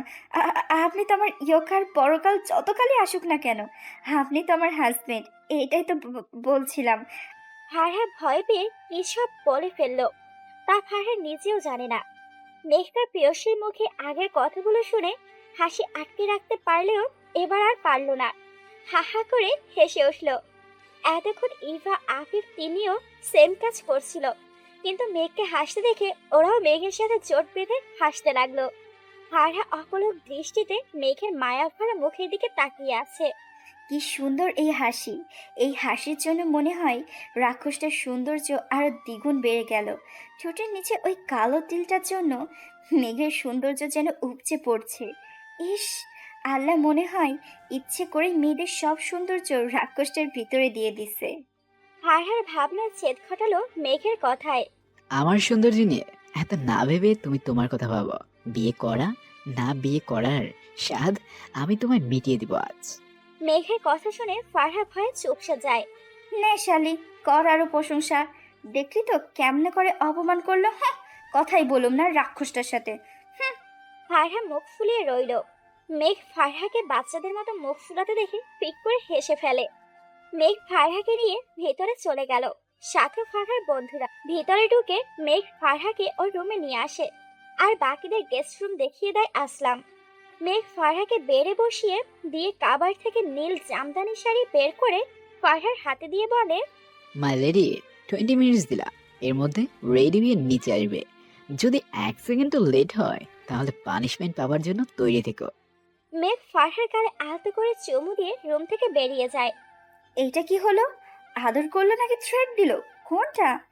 না বাবা, রাক্ষসটাকে একদম বিশ্বাস নেই, যখন তখন যা কিছু করে ফেলতে পারে। আমি রেডি হয়ে আসি। ফারহা হাতে শাড়ি নিয়ে ভোর দৌড় দিয়ে ওয়াশরুমে ঢুকে গেল। সরি বস, আমরা পৌঁছানোর আগেই মোহনা আর ফাহিম রাহুলকে নিয়ে পালিয়ে যায়। আসলামের কথা শুনে ধপ করে মেঘের মাথা গরম হয়ে যায়। হাতের পাশে থাকা শোপিসটা নিয়ে ছুঁড়ে মারে মেঘ। চোখ মুখ থেকে যেন আগুন ঝরছে মেঘের। আসলাম ভয়ে জড়সড় হয়ে মাথা নিচু করে দাঁড়িয়ে আছে। মেঘ দাঁত কিরমির করে দেয়ালে ঘষে মেরে বলতে লাগলো, আর কত বলাবে মিসেস মোহনা? আশিকুর রহমান ফাহিম চৌধুরী, আমার হাত থেকে কারো মুক্তি নেই। সবার জীবনে আসল চাবিকাঠি আমার কাছে। দেখি আর কত পালাতে পারে আমার হাত থেকে বাঁচার জন্য। প্রতিশোধের আগুনে যেভাবে আমি পড়ছি সেইভাবে তোদেরকেও পড়তে হবে। মেঘ নিজের রাগটাকে কন্ট্রোল করে সোফায় বসে। সার্ভেন্ট ওয়াইনের বোতলের সিপি খুলে গ্লাসে ঢালতে গেলে মেঘ হাতের ইশারায় থামিয়ে দিয়ে যেতে বলে। সার্ভেন্ট চলে যেতে মেঘ পুরো ওয়াইনের বোতল ধরে কয়েক ঢোক খেয়ে আসলামের দিকে দৃষ্টি ফেলতে দেখে আসলাম সেই আগের মতোই জড়সড় হয়ে মাথা নিচু করে দাঁড়িয়ে আছে। মেঘ বসা থেকে উঠে দাঁড়িয়ে আসলামকে বলে, নো বস, যতটুকু জেনেছি এই আগুন খান 1 বছর আগ থেকেই ম্যামের পেছনে পড়ে, আর তখন থেকে ম্যামকে ফলো করে ম্যামের কলেজে প্রফেসর হয়ে ঢুকে। আর কিছুদিন আগে আরিয়ান খান ছেলেকে নিয়ে বিদেশ চলে যায়। আর গতকাল আগুনের সাথে আরিয়ান খানের বিজনেস পার্টনারের সাইমন খান নামের মেয়ে সামিয়ার খান নামের সাথে এঙ্গেজমেন্ট হওয়ার কথা ছিল, কিন্তু তার আগে আগুন আরিয়ানের চোখে ফাঁকি দিয়ে বিড়িতে পালিয়ে আসে। ব্লাডি বিচের জ্ঞান ফিরেছে? নো বস। ওর জ্ঞান ফেরানোর ব্যবস্থা কর। আমার প্রিয়সীকে টাচ করার শাস্তি আমি ওকে দিব নিজের হাতে। ওকে বস। আমি এখানে কেন? ওহ, তাহলে নতুন জামাই আপনি কোথায় থাকার কথা ভাবছিলেন? বাসের ঘরে? What rubbish! ফারহা কোথায়? আর আমাকে এভাবে ঝুলিয়ে রেখেছে কে? কার এত সাহস বিজনেসম্যান আগুন খানকে এভাবে বেঁধে রাখে? রাগী গলায় বলল আগুন, কিন্তু বেশিক্ষণ গলায় রাগ ধরে রাখতে পারলো না। নিচে তাকিয়ে, কারণ ব্ল্যাক ডায়মন্ড আগুনের নিচে নামার অপেক্ষা করছে বিশাল মুখটা খুলে। বাই এনি চান্স কোনোভাবে যদি পায়ে বাঁধা দড়ি খুলে যায় তাহলে সোজা কুমিরের পেটে। আগুন ভয়ার্থ দৃষ্টিতে আসলামের দিকে তাকাতে আসলাম হাতে ছুরিটা নিল। তা দেখে আগুন ভয়ে এক ঢোক গিলল। ভয় নেই মিস্টার আগুন, আমি এই শুভ কাজ করব না, ওটা তো আমার বস করবে। কিং। আগুনের ভয় গলা দিয়ে আওয়াজ বের হচ্ছে না দেখে আসলাম বেশ শব্দ করে হেসে দিয়ে সরে গেল মেঘকে খবর দিতে। ফারহা পালিশমেন্টের ভয়ে 15 মিনিটের শাওয়ার নিয়ে শাড়ি পরে বের হলো। ড্রেসিং টেবিলের সামনে দাঁড়িয়ে ফারহা নিজেকে খুঁটিয়ে খুঁটিয়ে দেখতে লাগলো। নট ফর ব্যাড ফারা, তাকে কালো জামদানি শাড়িটা বেশ লাগছে, তবে এখন কপালে একটা ছোট্ট কালো টিপ, চোখে কাজল আর ঠোঁটে লিপস্টিক দিলে একেবারে পারফেক্ট হতো। কিন্তু এগুলো পাবো কোথায়? আমি এগুলো ভাবতে ভাবতে ড্রেসিং টেবিলের উপর চোখ পড়ছে। দেখি একটা চিরকুটটা হাতে নিয়ে দেখতে নিলাম কি লেখা। প্রিয়সী, তোমার প্রয়োজনে সাজগোজের ড্রেসিং জিনিস টেবিলের সেকেন্ড ড্রয়ারে পেয়ে যাবে, আর বাকি অর্নামেন্ট কাভার্ডের বাম সাইডের উপরে থার্ড ড্রয়ারে রাখা। ফারহা বেশ অবাক হয় চিরকুট পরে। মেঘের কথা মতো ড্রেসিং টেবিলের সেকেন্ড ড্রয়ার খুলে দেখে সাজার জন্য যা যা প্রয়োজন তার প্রত্যেকটা জিনিস আছে। ফারহা সেখান থেকে টিপের পাতা খুঁজে একটা ছোট্ট কালো টিপ পরে নিল। তারপর চোখে গাঢ় করে কাজল দিয়ে হালকা গোলাপি লিপস্টিক পরে নিল। ব্যাস রেডি। আচ্ছা, কাবারটা খুলে কি দেখবো? না থাক, এর থেকে বেশি কিছু দরকার নেই। ফারহার ভেজে চুলগুলোর পানি কোনোভাবে মুছে নিয়ে নিচে যাওয়ার জন্য বের হলো ফারহা। মেঘ ডাইনিং এ বসে ফারহার জন্য অপেক্ষা করছিল। হঠাৎ পায়ের শব্দ পেয়ে সিঁড়ির দিকে তাকিয়ে দেখে যেন এক জলজান্ত একটা পরী উপর থেকে নেমে আসছে। ভেজা চুল, হালকা লেপটে যাওয়া চোখের কাজল, গোলাপি ঠোঁট, সবকিছুর মাঝে কালো শাড়িটা পরে যেন ফারহার ফর্সা শরীর যেন আরো ফুটে উঠল। মেঘ হাতে ফোন নিয়ে হা করে ফারহার দিকে তাকিয়ে থেকে মনে মনে বলতে লাগলো, I can't control myself. I can't. মেঘ চোখ বন্ধ করে বিড়বিড় করতে লাগলো। আসলাম, আফিফ, তিন্নি, ইভা মেঘের বলে কথাগুলো শুনতে পেয়ে ফারহার দিকে তাকালো সবাই। ও মাই গড, তিনি ফারহাকে কি লাগছে মাইরি? আমার তো বেশ হিংসে হচ্ছে। আজ যদি আমি ছেলে হতাম তাহলে ফারুকে তুলে নিয়ে গিয়ে বিয়ে করতাম। ইভা কথাটা বেশ জোরে বলল। যা মেঘের কান পর্যন্ত পৌঁছে গেল। মেঘ ইভার দিকে তাকিয়ে কটমট করে বলে উঠল, এই মেঘ তার প্রিয়সীর ভাগ কাউকে দিবে না, ইভেন তার বেস্ট ফ্রেন্ডদেরও না। বুঝতে পেরেছো ইভু বেবি? মেঘের কথা শুনে ইভার প্রাণ যায় যায় অবস্থা। ফারহা ডাইনিংয়ে আসলে মেঘ ফারহার হাত হেঁচড়ে টান দিতে ফারহা তাল সামলাতে না পেরে মেঘের কোলে বসে পড়ে। মেঘ চোখ বন্ধ করে ফারহার চুলের মুখ গুজে চুলের ঘ্রাণ নিতে থাকে। মেঘের এমন কাণ্ডে সবার সামনে বেশ লজ্জা পেয়ে যায় ফারহা। মেঘের কোল থেকে উঠে যেতে নিলে মেঘ ফারহার কপাল জড়িয়ে ধরে কানের লতিতে কামড় বসিয়ে দেয়। আফিফ তিন্নি ইভা দেখে লজ্জায় হাত দিয়ে নিজেদের চোখ ঢেকে ফেলে। মেঘ ফারহার কোমর চেপে ধরে ফারহার কানে কানে বলে, ও যা, ইউ লুকিং সো হট। ইচ্ছে করছে এখনই তোমাকে খেয়ে ফেলে, বিশেষ করে তোমার ঠোঁট ঝোড়া। মেঘের এমন লাগামহীন কথা শুনে ফারহার লজ্জায় লাল হয়ে নিচের দিকে তাকিয়ে রইল। মেঘ আসলামকে ইশারায় কিছু একটা ইঙ্গিত দিতে আসলামের মুখটা খুশিতে চিকচিক করে উঠল। দ্রুত ফোন নিয়ে কাউকে কল করলো। হঠাৎ করে আসলামকে এতটা খুশি হতে দেখে ইভা, আফিফ, তিন্নি, ফারহা অবাক হয়ে যায়। ইভা মেঘের মুখের দিকে তাকিয়ে দেখে মেঘের মুখে লেগে থাকা বাঁকা হাসি। তিনু বেবি, এদের মুখে হাসি দেখে আমার কিন্তু সন্দেহ হচ্ছে। নির্ঘাত দাল মে কুছ কালা হে। আগুনের শাস্তি নিয়ে টেনশন করিয়েন না পাঠক পাঠিকাগণ, কারণ মেঘ অলরেডি ঠিক করে ফেলেছে আগুনকে কি পানিশমেন্ট দিবে। আমারও সেম মনে হচ্ছে রে ইবু, কিন্তু আমাদের কিছু করার নেই।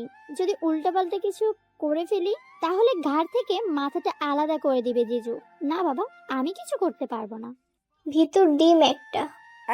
আপনি আমাকে ছাড়ুন প্লিজ, আমার অস্বস্তি হচ্ছে। কোনো কথা না। এই রাক্ষসটার এমন টর্চারে আমি নির্ঘাত মরে যাব। তিন্নিদের সামনে কী সব করে যাচ্ছে, লজ্জায় আমার মাথা নিচু হয়ে যাচ্ছে। লোকটাকে কিছুতেই বুঝতে পারছে না। শালা রাক্ষস, তোরে আগে বাগে পাই, দেখিস কি করি। এখনই করবে নাকি বাসের জন্য অপেক্ষা করবে প্রিয়সী? আপনি কি করে? প্রিয়সী, ফার্স্টলি তোদলামো অফ করো, না হলে আমি তোমার ওই রসালো ঠোঁট জুড়ে তোদলামো কি করে অফ করতে হয় তা আমার জানা আছে। চুমু দেখিয়ে বলল মেঘ। মেঘের কথা শুনে ফারহার লজ্জায় লাল হয়ে মুখ নামিয়ে ফেলল। মেঘ ফারহার লজ্জা মাখা মুখ দেখে মেঘ যে আজও একবার ফারহার প্রেমে পড়ে গেল। মেঘ ফারহার গোলাপি ঠোঁট জোড়ার দিকে এগিয়ে যেতে লাগলো। ফারহা বুঝতে পারছে মেঘ ওর দিকে তাকিয়ে আছে। ফারহা কি করবে বুঝতে পারছে না। একে তো মেঘ কোমর শক্ত করে জড়িয়ে ধরে আছে, তার জন্য উঠে পালাতে পারছে না। মেঘ ফারহার ঠোঁটের কাছাকাছি আসতে ফারহা চোখ বন্ধ করে মেঘকে বলে উঠল, আমার খুব খিদে পেয়েছে, প্লিজ আমাকে ছাড়ুন। ফারহার কথা শুনে মেঘ ওখানে থেমে যায়। আর উল্টো দিকে আফিফ, তিন্নি, ইভা মুখ টিপে টিপে হাসতে লাগলো। প্লেটে চামচ থাকা সত্ত্বেও মেঘ নিজের হাতে খাবার নিয়ে ফারহার মুখের সামনে ধরে। ফারহা বেশ অবাক হয় মেঘের কাণ্ড দেখে। ফারহা কিছু না ভেবেই মেঘের হাতে খাবারটা খেয়ে নিল। মেঘ ফারহাকে পুরো খাবারটা খাইয়ে দিয়ে নিজে শুধু কফি খেয়ে ফারহাকে কোলে নিয়ে রুমে নিয়ে আসে। প্রিয়সী, এখন তুমি রেস্ট করো, কিছুক্ষণ পর শালিকারা এসে তোমাকে সাজাবে, তার আগে রেস্ট নিয়ে নাও। আমাকে কেন সাজাবে ওরা? সময় হলে সব জানতে পারবে। নিজে খেয়াল রেখো, আর কিছু প্রয়োজন হলে সার্ভেন্টদের বলো, ওরা। আর এই নাও ফোন, আমি তোমাকে ফোন দেব। আইফোন? এত দামি ফোন দিয়ে আমি কি করব? আর আপনি বা আমাকে ফোন কেন দিচ্ছেন? কারণ আমি আমার প্রিয়সীকে কল করব, আর তুমি সেই কল রিসিভ করবে। যদি 1 মিনিটও দেরি হয় কল রিসিভ করতে, তাহলে তোমার কপালে দুঃখ আছে। মেঘ ফারহার ঠোঁটে আলতো করে চুমু দিয়ে রুম থেকে বেরিয়ে যায়। এদিকে ফারহা মেঘের কথা শুনে হতভম্ব হয়ে দাঁড়িয়ে রইল। মেঘের সামনে খাঁজ কাটা চেয়ার, যেটা ছোট ছোট কাচের টুকরো লাগানো, সেই চেয়ারে বসে আছে আগুন। মেঘকে দেখে আগুন এক দৃষ্টিতে তাকিয়ে ওর দিকে। Black shirt, pant, long black coat, চোখে ব্ল্যাক সানগ্লাস। আগুন মেঘের দিকে তাকিয়ে মেঘকে চেনার ব্যর্থ চেষ্টা করতে লাগলো। মেঘ আগুনের তাকানো দেখে মৃদু হেসে আগুনের হাতে ধারালো অস্ত্র দিয়ে পোস্ট দিতেই আগুন ব্যথায় চিৎকার করে ওঠে। মেঘের মুখে এক তৃপ্তির হাসি ফুটে ওঠে আগুনের চিৎকার শুনে। এই হাত দিয়েই তো তুই আমার প্রিয়সীকে টাচ করেছিস, তাই না? আমার কলিজায় হাত দিয়েছিস তুই। তোর হাত আমি রাখবো না, আর না তোকে রাখবো। মেঘের কথা শুনে আগুন ভয় আঁতকে ওঠে। ও ভাবতে পারেনি ওর ফারহাকে কেউ এতটা ভালোবাসে, যার জন্য কেউ কাউকে ফোন করতে সেকেন্ড বার ভাবে না। আপনি যেই হন না কেন, একটা কথা শুনে রাখুন, যাকে আপনি প্রেয়সী বলছেন সে আমার জান, আমার ভালোবাসা, আমার বাগদত্তা। ওকে আমি বিয়ে করব। আপনি চাইলেও আমাকে আটকাতে পারবেন না। আগুনের মুখে ফারহার নাম শুনে মেঘ প্রচন্ড রেগে যায়। বসা থেকে উঠে চেয়ার তুলে আগুনের মাথায় বাড়ি মারে। মেঘ সাথে সাথে আগুনের মাথা ফেটে গেল, গল গল করে রক্ত বেরিয়ে পুরো মেঝে গড়িয়ে গেল। মেঘ হাতে ছুরিটা দিয়ে আগুনের কলিজা বরাবর চালাতে নিলে আসলাম মেঘের হাত চেপে ধরে। মেঘ আসলামের দিকে আগুন দৃষ্টি নিক্ষেপ করতে আসলাম মাথা নিচু করে মিনমিন করতে করতে মেঘকে বলে, সরি বস আপনাকে আটকানোর জন্য, কিন্তু এভাবে ওকে মৃত্যু দিলে তো ও একেবারেই কষ্ট পেয়ে মরবে। কিন্তু তার থেকে ভালো হয় ওকে বাঁচিয়ে রেখে তিলে তিলে কষ্ট দিন।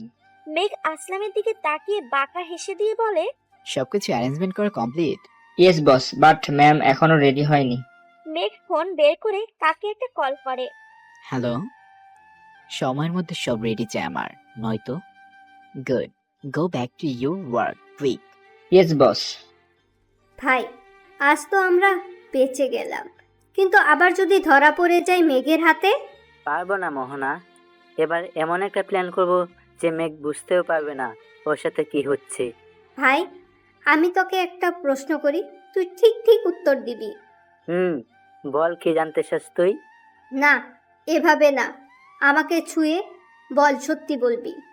আরে ছুঁয়ে বলার কি আছে, তুই বল, তোকে তো আর মিথ্যে বলবো না আমি। আমি জানি, কিন্তু আমি চাই তুই আমাকে ছুঁয়ে বলিস। আচ্ছা ঠিক আছে, এই নে ছুঁয়ে বলছি। তুই যা জানতে চাস আমি সঠিক উত্তর দেব। এবার বল। আশিক কোথায়? আশিক মেঘের কাছে বন্দি। তার মানে এতদিন তুই আমাকে মিথ্যা বলছিলি? দেখ বোন, আমি যা বলি না কেন তোর ভালোর জন্যই করেছি। তোকে যদি সত্যিটা বলতাম তাহলে তুই ভেঙে পড়তিস, যেটা আমি কখনোই চাইনি। ভুল বললি ভাই, আমি ভেঙে পড়িনি, বরং আমার রাগ জেদ হাজার গুণ বৃদ্ধি পেল। মেঘকে আমি ছাড়বো না, কঠিন মৃত্যু দিব ওকে। তার আগে ওর সামনে ওর জান, ওর প্রেয়সী ফারহাকে খুন করব, তারপর ওকে আমার নিজ হাতেই মারবো। আমিও তো চাই তুই আমার হয়ে পৌঁছে দিস, তারপর তোকে আমি আমার পথ থেকে সরিয়ে দেব। দেন সব সম্পত্তির মালিক হয়ে যাব, আর আমার ছেলে রাহুল বোন, তোর কথাই বলে দিচ্ছি, তুই আমাদের বংশের মেয়ে, তুই হলে যোগ্য সন্তান। তুই পারবি মেঘ ফারহাকে শেষ করতে। ভাই, রাহুল তো নেক্সট ফ্লাইটে লন্ডন ব্যাক করে চলে গেল, কিন্তু আমার ছেলে আদি কোথায়? এটা তো আমিও জানি, আদিল কোথায়। মোহনা আদিলের চিন্তায় ভিতরে ভিতরে ভেঙে পড়লেও বাইরেটা প্রকাশ করলো না। সেই ভাঙা বাড়িতে ফাহিম মোহনা আশ্রয় নিল, কারণ ওদের ধারণা এই ঠিকানা মেঘ কখনো জানতে পারবে না। মোহনা ফাহিম তারা দুজন নতুন প্ল্যান করতে ব্যস্ত হয়ে পড়ল, কিন্তু মোহনা বা ফাহিম কেউ জানে না তাদের সমস্ত প্ল্যান তাদের অজান্তে অন্য কেউ আড়াল থেকে সবটা জানতে পেরে গেল। হোয়াট দ্য হেল, কি করছিস তোরা? আমাকে এই ভারী লেহেঙ্গা পরাচ্ছিস কেন? চুপ, একদম কথা বলবি না। শুধু এইটুকু বল, লেহেঙ্গাটা কেমন দেখতে? সুন্দর না? তিন্নির কথায় লেহেঙ্গাটার দিকে ভালো করে তাকাতে দেখি সত্যি লেহেঙ্গাটা দেখতে অপূর্ব সুন্দর। গাঢ় লাল রং, তার ভিতরে গোল্ডেন কালার সুতো দিয়ে কাজ করা, সাদা ছোট ছোট সাদা স্টোন বসানো। লেহেঙ্গার উপর তাকালে যেন যে কারো চোখ অনায়াসে আটকে যাবে। ওয়াও, সত্যি লেহেঙ্গাটা দারুণ, কিন্তু আমাকে কেন পরতে বলছিস? আমি পরবো কেন? কারণটা পরে জিজুর কাছ থেকে জেনে নিস, তার আগে লেহেঙ্গাটা পরে আয়। ফারহা ওয়াশরুমে গিয়ে লেহেঙ্গাটা পরে বাইরে বেরিয়ে আসতে ইভা তিন্নি হা করে ফারহাকে দেখছে। এই ডাইনির দল, এভাবে তাকিয়ে আছিস কেন রে? কেন তাকিয়ে আছি তা পরে শুনবি, এদিকে আয়, তোকে সাজিয়ে দি। ফারহা বেশ বুঝতে পারছে এটা মেঘের আদেশ, নয়তো শুধু শুধু ওকে এভাবে সাজাতে বলতো না। কিন্তু কি জন্য সাজাতে বলা? এটা ফারহা বুঝতে পারছে না। তিন্নি ইভা ফারহাকে পুরো 2 ঘন্টা ধরে সাজিয়ে হাঁপ ছাড়লো। কমপ্লিট ফারু, আয় একবার আয়নায় তোর চাঁদ মুখখানা দেখে নে। দেখছি। ফারহা আয়নার সামনে দাঁড়াতে চমকে যায়। এই এই এই মেয়েটি কে? তোরা আমাকে এইভাবে বোদের মতো সাজাইছিস কেন? শালি, আগে বল কেমন হইছে সাজানো, তারপর বলছি। তোকে বউ সাজালাম কেন? বাদ দেনি তিন্নি, জিজু বলবে কেমন সাজালাম, ওকে কিছু বলতে হবে না, চল। এই তোরা কোথায় যাবি? আর আমি এই সাজে কি করব? ফারহার কথা শেষ হতে মেঘ হঠাৎ রুমে ঢুকে। ফারহা মেঘকে দেখে এক দফা ক্রাশ খেলো, কারণ ফারহার ড্রেসের সাথে ম্যাচিং করে লাল শেরওয়ানি পরেছে মেঘ। বুকের কাছে সোনালি জড়ি দিয়ে কাজ, সামনের দুটো বোতাম খোলা, চুলগুলো জেল দিয়ে সেট করা, নীল চোখ।